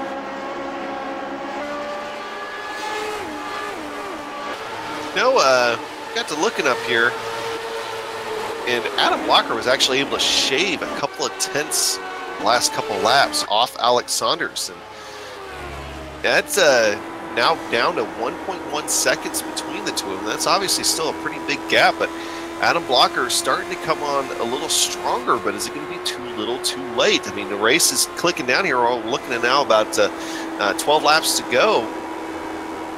And I think Adam Blocker right now has to hope for Alex Saunders to make some sort of mistake. Well, maybe it'll come in the form of George Anzaldo, who is about to go a lap down. Alex Saunders behind him. Alex cannot afford to wait behind George. He's going to have to get him because the blue car of Blocker is coming.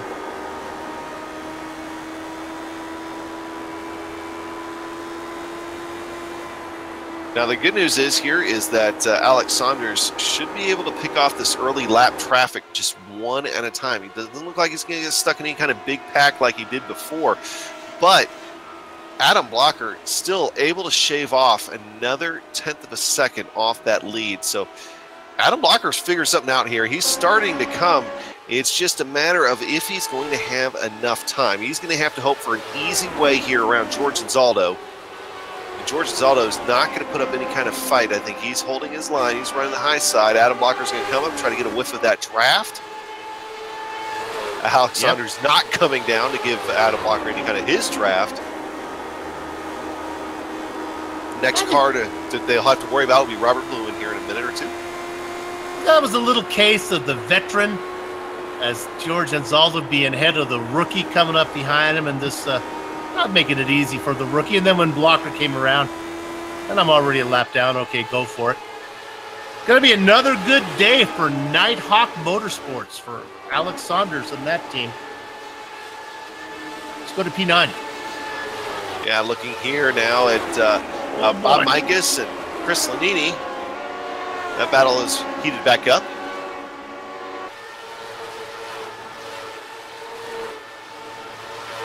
Lanini is really, again, here we are. You're down low, but can you get any type of drive off corner exit? He does his best. Mikas is up there, comfortable as can be, keeping the RPMs up.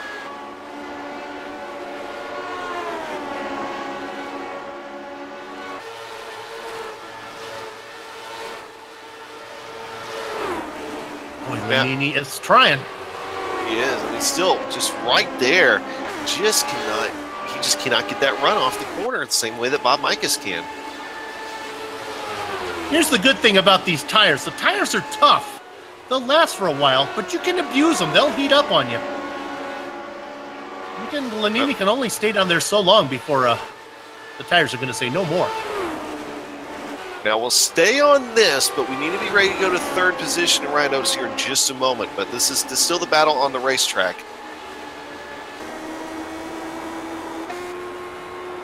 Okay, so we went ahead and switched over. Dustin Wardlow has gotten to the back of Ryan Otis here and has even tried to take a few peeks around him. Right there, though, kind of has a bad corner exit coming off, too. Runs a little bit wide, loses a touch of ground. But Dustin Wardlow has just hunted down Ryan Otis here the last few laps. And I think Dustin Wardlow has the faster car. It's just going to be a question of if he's going to be able to get around him. As we're looking now at about 5 laps to go. Yeah, I think it's even a little bit less than that. If a yellow comes out now, we're done. Next flag, basically the end of the race. Saunders comfortably out there, looking at the back of Otis. Yeah, now that Saunders has stretched out over Adam Blocker now over a second. This is the battle on the racetrack as far as the highest position here. It's Dustin Wardlow trying to steal away that podium spot from Ryan Otis. Is he going to be able to do it? Well, we only got a couple laps to figure that out, as laps are going by quick.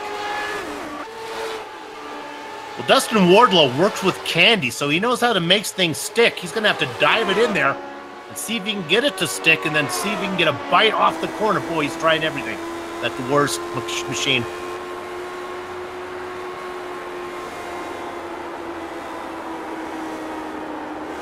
Now there's 2 laps to go. Alex Saunders will be getting a white flag here this next time by. In a dominating performance out there for Alex Saunders for today. Heading down the front straightaway, he will receive that white flag for the Turf Monkey 200. Very, very clean race. He's been able to stretch it back out over top of Adam Blocker here the last couple of laps. Won't be in contention. He just has to get through 3 and 4 cleanly. Doesn't have to try to force anything. And leading most of the way here for today, another big win for Alex Saunders, the rookie. Otis lost it out of 4. Dustin Wardlow is going to get the final podium spot, and it all goes south for Ryan Otis. He's going to limp that car across in 11th position. Let's look at the replay. It looks like he just lost it on its own. Wardlow, I talked about diving it in and making it stick. That's why you want to get some of that taffy. That's how you do it. Because of that slide that you're watching right now, Ryan Otis will be the last car on the lead lap, finishing in 11th position. So goes from doing all right today to unfortunately not. But one guy that did all right all day long today was Alex Saunders. So he's going to go ahead and take the victory here in the Turf Monkey 200. Well, that's going to conclude the on-track action here for today. Maybe not quite yet, as Alex Saunders can give himself some tasty donuts. We're going to be right back here with the post-race show.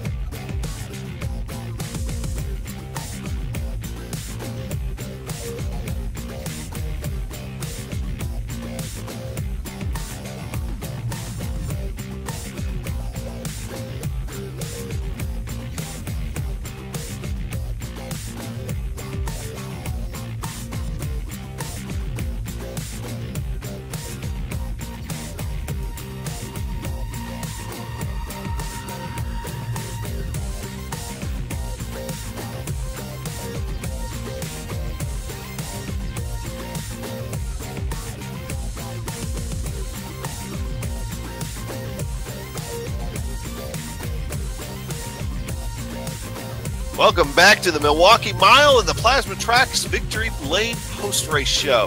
If you're struggling to find something for the person who has everything, do I have the website for you? And also don't forget Father's Day coming up. Plasma-tracks.com not only produces original racetrack wall art, motorsports trophies, home decor, and motorsport fabrication, they're also available. Words cannot do justice to the uniqueness of their wares. The only way to fully appreciate their artwork is to see it for yourself. But be warned, one visit, and the next thing you know, you'll be trying to convince your spouse why you need a Plasma Track wall art hanging in your home. See it all at plasma-tracks.com. All right, so let's go ahead and run down the finishing order of the race here for today. The Turf Monkey 200 at the Milwaukee Mile produced a lot of exciting moments, but very calm up front as Alex Saunders just able to keep that lead when he was up front. He comes away with the race win here for today, followed by Adam Blocker, Dustin Wardlow, Michael Goodman, and Chris Stoffel round out your top 5. James Grahula in 6th, David Altman in 7th, Chris Lanini, Bob Mikas, Scott Johnson. Pretty much your entire back half of your top 10 was at one point in this race, one lap down. Get to 11th, it's Ryan Otis, who did 199 and 3/4 laps perfect, and then on that last corner he got fit. He comes home in 11th. Samuel Ryman, first car, 1 lap down. George Anzaldo in the Baker's Dozen position, followed by Vincent Blumenthal and Mark Amick. Frank Beazer is all ribbons and curls in the Sweet 16 spot. Justin Weaver after him. Robert Bloom in 18th, 19th, and 20th goes to Dandy Dan Guerin and Travis Jagerliner. Yeah, 21st position here today is going to be Joe Branch, finding himself into some trouble. Yazik finding himself into some trouble. Ken Hacker, James Branch, George Adams, Tyler Graff, Brian Beard, Marty Davis, Big Joe Hassert. And unfortunately, our first retiree here for today was Andrew Kinsella in my Miss Budweiser machine, running into trouble very early on here this evening. So with that, well, let's go ahead and talk to our race winner, Alex Saunders. I believe Soup is catching up with him. Alex Saunders, a wise man told me when you have the best car on the racetrack, don't be creative with pit stop strategy. You clearly did not believe that, as you were doing things your own way. I'm so glad that got noticed. I screwed that up so bad. Super lucky that caution around 120 or so came out when it did. Otherwise, I was sunk. Yeah, it didn't make a lot of sense to me. It seemed like a gamble that didn't need to be taken, so it was a mistake then. Boy, the car felt good. You were out in front. You were really good. Talk about the times where you were behind guys, though, where you had to deal with stuff. Passing kind of tough here, huh? Yeah, really tough. There's a lot of aero push you pick up as soon as you get behind somebody. So I was fortunate. The lap cars were really considerate. I really appreciate that, because I knew Adam was coming pretty fast. And then toward the end of the stint, the car got super loose. And it's all you can do to hold on to it. So, you know, that last stint, man, I was soaked by the end of the race. Is it loose because of this, the weight distribution, because the fuel gets light? Yeah, it's just the fuel burning off the car. I don't notice any difference from, you know, the tires wearing. I didn't change them at all. I figured if I don't burn them off at Milwaukee, I'm not going to burn them off anywhere. Well, congratulations on another win. You know, Adam and I were talking about it. You had a little trouble early on the ovals, but now, boy, it seems like whether we're going left and right or just left, you seem to be good anywhere, huh? Yeah, I'm trying to keep that whole checkers or wreckers thing going. But it was a really fun race tonight, so I really enjoyed it. Thanks to the league and all the guys for coming out and putting on a good show. All right, we'll look forward to seeing you as the summer goes on. Good luck to you the rest of the way. Your race winner today, Alex Saunders. Thanks, guys. All right, and I'll go ahead and bring Adam Blocker here into the booth and talk to him for just a moment. Now, Adam, go with the Adam show here for just a few minutes. You seem like there in the last 15, 20 laps might have had something there for a few minutes on Alex Saunders. Were you holding out hope that maybe he's going to run into some lap traffic and get alongside him? Yeah, I think at the end I had basically the same pace as him. I was kind of taking it easy all race, and I started going for it at the end. But the thing was, with this track and this car, you couldn't really get within half a second or 0.6 of a second of someone with comparable pace. So, and you saw it kind of where we were lapping cars. You know, it was really tough to lap people if they didn't kind of give you the line. So yeah, it was a really, really tough deal. I know like there was like a 25 lap period where I was just stuck behind Otis, and even though I was faster, I couldn't do anything. And so yeah, I had hope because I knew I was faster, and he bobbled a couple times in lap traffic, and I saw him slide a few times in the corner, have a little moment, and I had a few moments on my own too, because we were probably, I don't think either one of us took tires all race, and on light fuel this thing was getting really oversteery, and Milwaukee has some random bumps that if you hit them wrong, you could end up in the wall in half a second. So it was a pretty interesting race. But well, it certainly sounds like it. Well, I mean, you've had a halfway decent run here on the ovals for the most part. Are you going to be looking forward to seeing Barber here in 2 weeks? Yeah, in this retro series, I don't really care. Road or oval, I've been pretty much about the same on both of them. So yeah, I had a pretty good run at Barber last year. I think that's probably my most rewarding win I've had so far in the retro series. So hopefully I can do the same thing, there again this year. And yeah, I know I'm gonna have some pretty tough competition, so I'm gonna have to be on top of my game. But all right, well, hey, best of luck to you, and we'll see you here in a couple weeks. Yeah, see ya.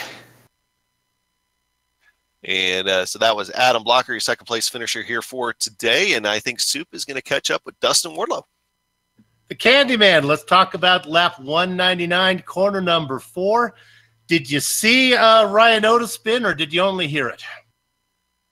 Yeah, no, he was kind of out of my line of sight, and I was just hoping we didn't make contact for a 0x or net code or anything like that. I was a little worried, but he came in chat and said it was all him. It was just he didn't get any practice. He was mixed up on his days, and man, for a guy to run that solid without practice is amazing, right? It's Ryan for you. That is annoying, isn't it? Passing was rough today, wasn't it? When you get back in traffic, it was hard to go anywhere. Yeah, it was really funny how it worked. You were able to stay up with guys that outpaced you on the regular, and you weren't able to pull away from anybody either. It seemed like everybody gapped each other evenly every time we got single file. Very, very difficult and super technical track. You were fighting tight and loose conditions both at the same time, so it was a delicate thing for sure. Well, here's something that all sponsors should pay attention to, and drivers who race sponsored cars. Send the commentator a free gift and get yourself a podium, something people should keep in mind. If that contributes to my luck on track, I'm going to go broke sending people candy. Well, we thank you here at GSRC for all that you do. Great race. Good luck the rest of the way. And this rookie looks tough. Oh, he's the real deal. Saunders and then Blocker. I know he raced last season, but man, it's just we already had a Ryan Otis. This whole they keep coming. Some really good guys had some bad luck too. Some other good guys just took a spin tonight, but they would have been up there. It's a talented league, all in all, for sure. Dustin, fun to watch you race. Good luck the rest of the way. Your third place finisher, Dustin Wardlow. Thank you, Zoop. Well, and that's pretty much close going to be to wrapping us up here for tonight. Now, Super, real quick, any final thoughts from you? All in all, with passing being so hard, I thought it was a pretty good race there, settled down at the end. And I like it when the deserving driver wins. So congratulations to Alex Saunders, clearly the class of the field. Yeah, definitely showing that he has the medal here to contend this year. Still has before tonight had an over 60-point gap to get up to the lead of the point standings, but took a good chunk out of that here for tonight. Well, the action is over for now, but when it's time to go sim racing again, nothing beats the feel of a true hydraulic braking system from HPP Simulation, designed and manufactured in the USA on state-of-the-art CNC equipment. HPP's hydraulic pedals and their accessories set the standard for simulation racing. For more information, please visit www.hppsimulation.com. Then the next part's mine. I closed my script, but I quickly got it opened again, and I'm going to read this like a professional because I want to finish it up strong. We all want to go out of here. As soon as I find my spot, there it is in red text. I got to thank Butt Kicker Products. They add instant immersion to any game, unlike a subwoofer that moves air and loses accuracy, too. You know what Butt Kicker does? These products move actual mass, producing, here it is, haptic immersion that's powerful and accurate. Butt Kicker products add that missing driver-to-car connection find more realism and immersion when you use some of their products. So see the family of Butt Kicker products at thebuttkicker.com. Use this promo code LION20 to get 20% off your order. And of course, we'd be remiss if we didn't mention Sean Cole and the Sim Pit, an entertainment channel dedicated to sim racing. Its focus is to bring you news, reviews, and information from around the world about sim racing hardware and software. Also focuses on what it takes to be a better sim racer with instructional video and how-tos that'll keep your performance on the virtual that will help your performance on the virtual track. Check it out at thesimpit.com. And of course, to contact any of the sponsors you see on the screen, go to LionheartRacingSeries.com, click on 2018 sponsors, read or scroll to the bottom where you can click on the company logo. On the screen now are just some of the companies, equipment, and software that made this broadcast possible. The iconic original music that lets your ears alert your eyes that you're watching a GSRC production comes courtesy of Eric Ekholm and Casey Lalonde. See the screen for how to contact each of them. The Lionheart Retro Series returns in 2 weeks from round 8 from Barber Motorsports Park, 53 laps through the Alabamian countryside. We also have on our screen right now all the upcoming broadcasts, so check those out and mark them down on your calendar. If you'd like to find out more about GSRC, you can find it all at the Global SimRacingChannel.com. We're also on Twitter at GSR Channel and Facebook at Global Sim Racing Channel. We're also on Instagram at GSRC_Graham. And while you're here, make sure that you click the subscribe button on our YouTube channel if you haven't done so already. And finally, on behalf of Bill Soupzon and our director, Amjad Yaman, camera artist, Dougie Beard, I'd like to thank everybody for watching here for it tonight. And with that said, well, it's close to midnight for me and Amjad. Bill, I know it's only 10 p.m. for you, but go get some sleep, buddy. We'll see you next time. Have fun. We'll see you on the track.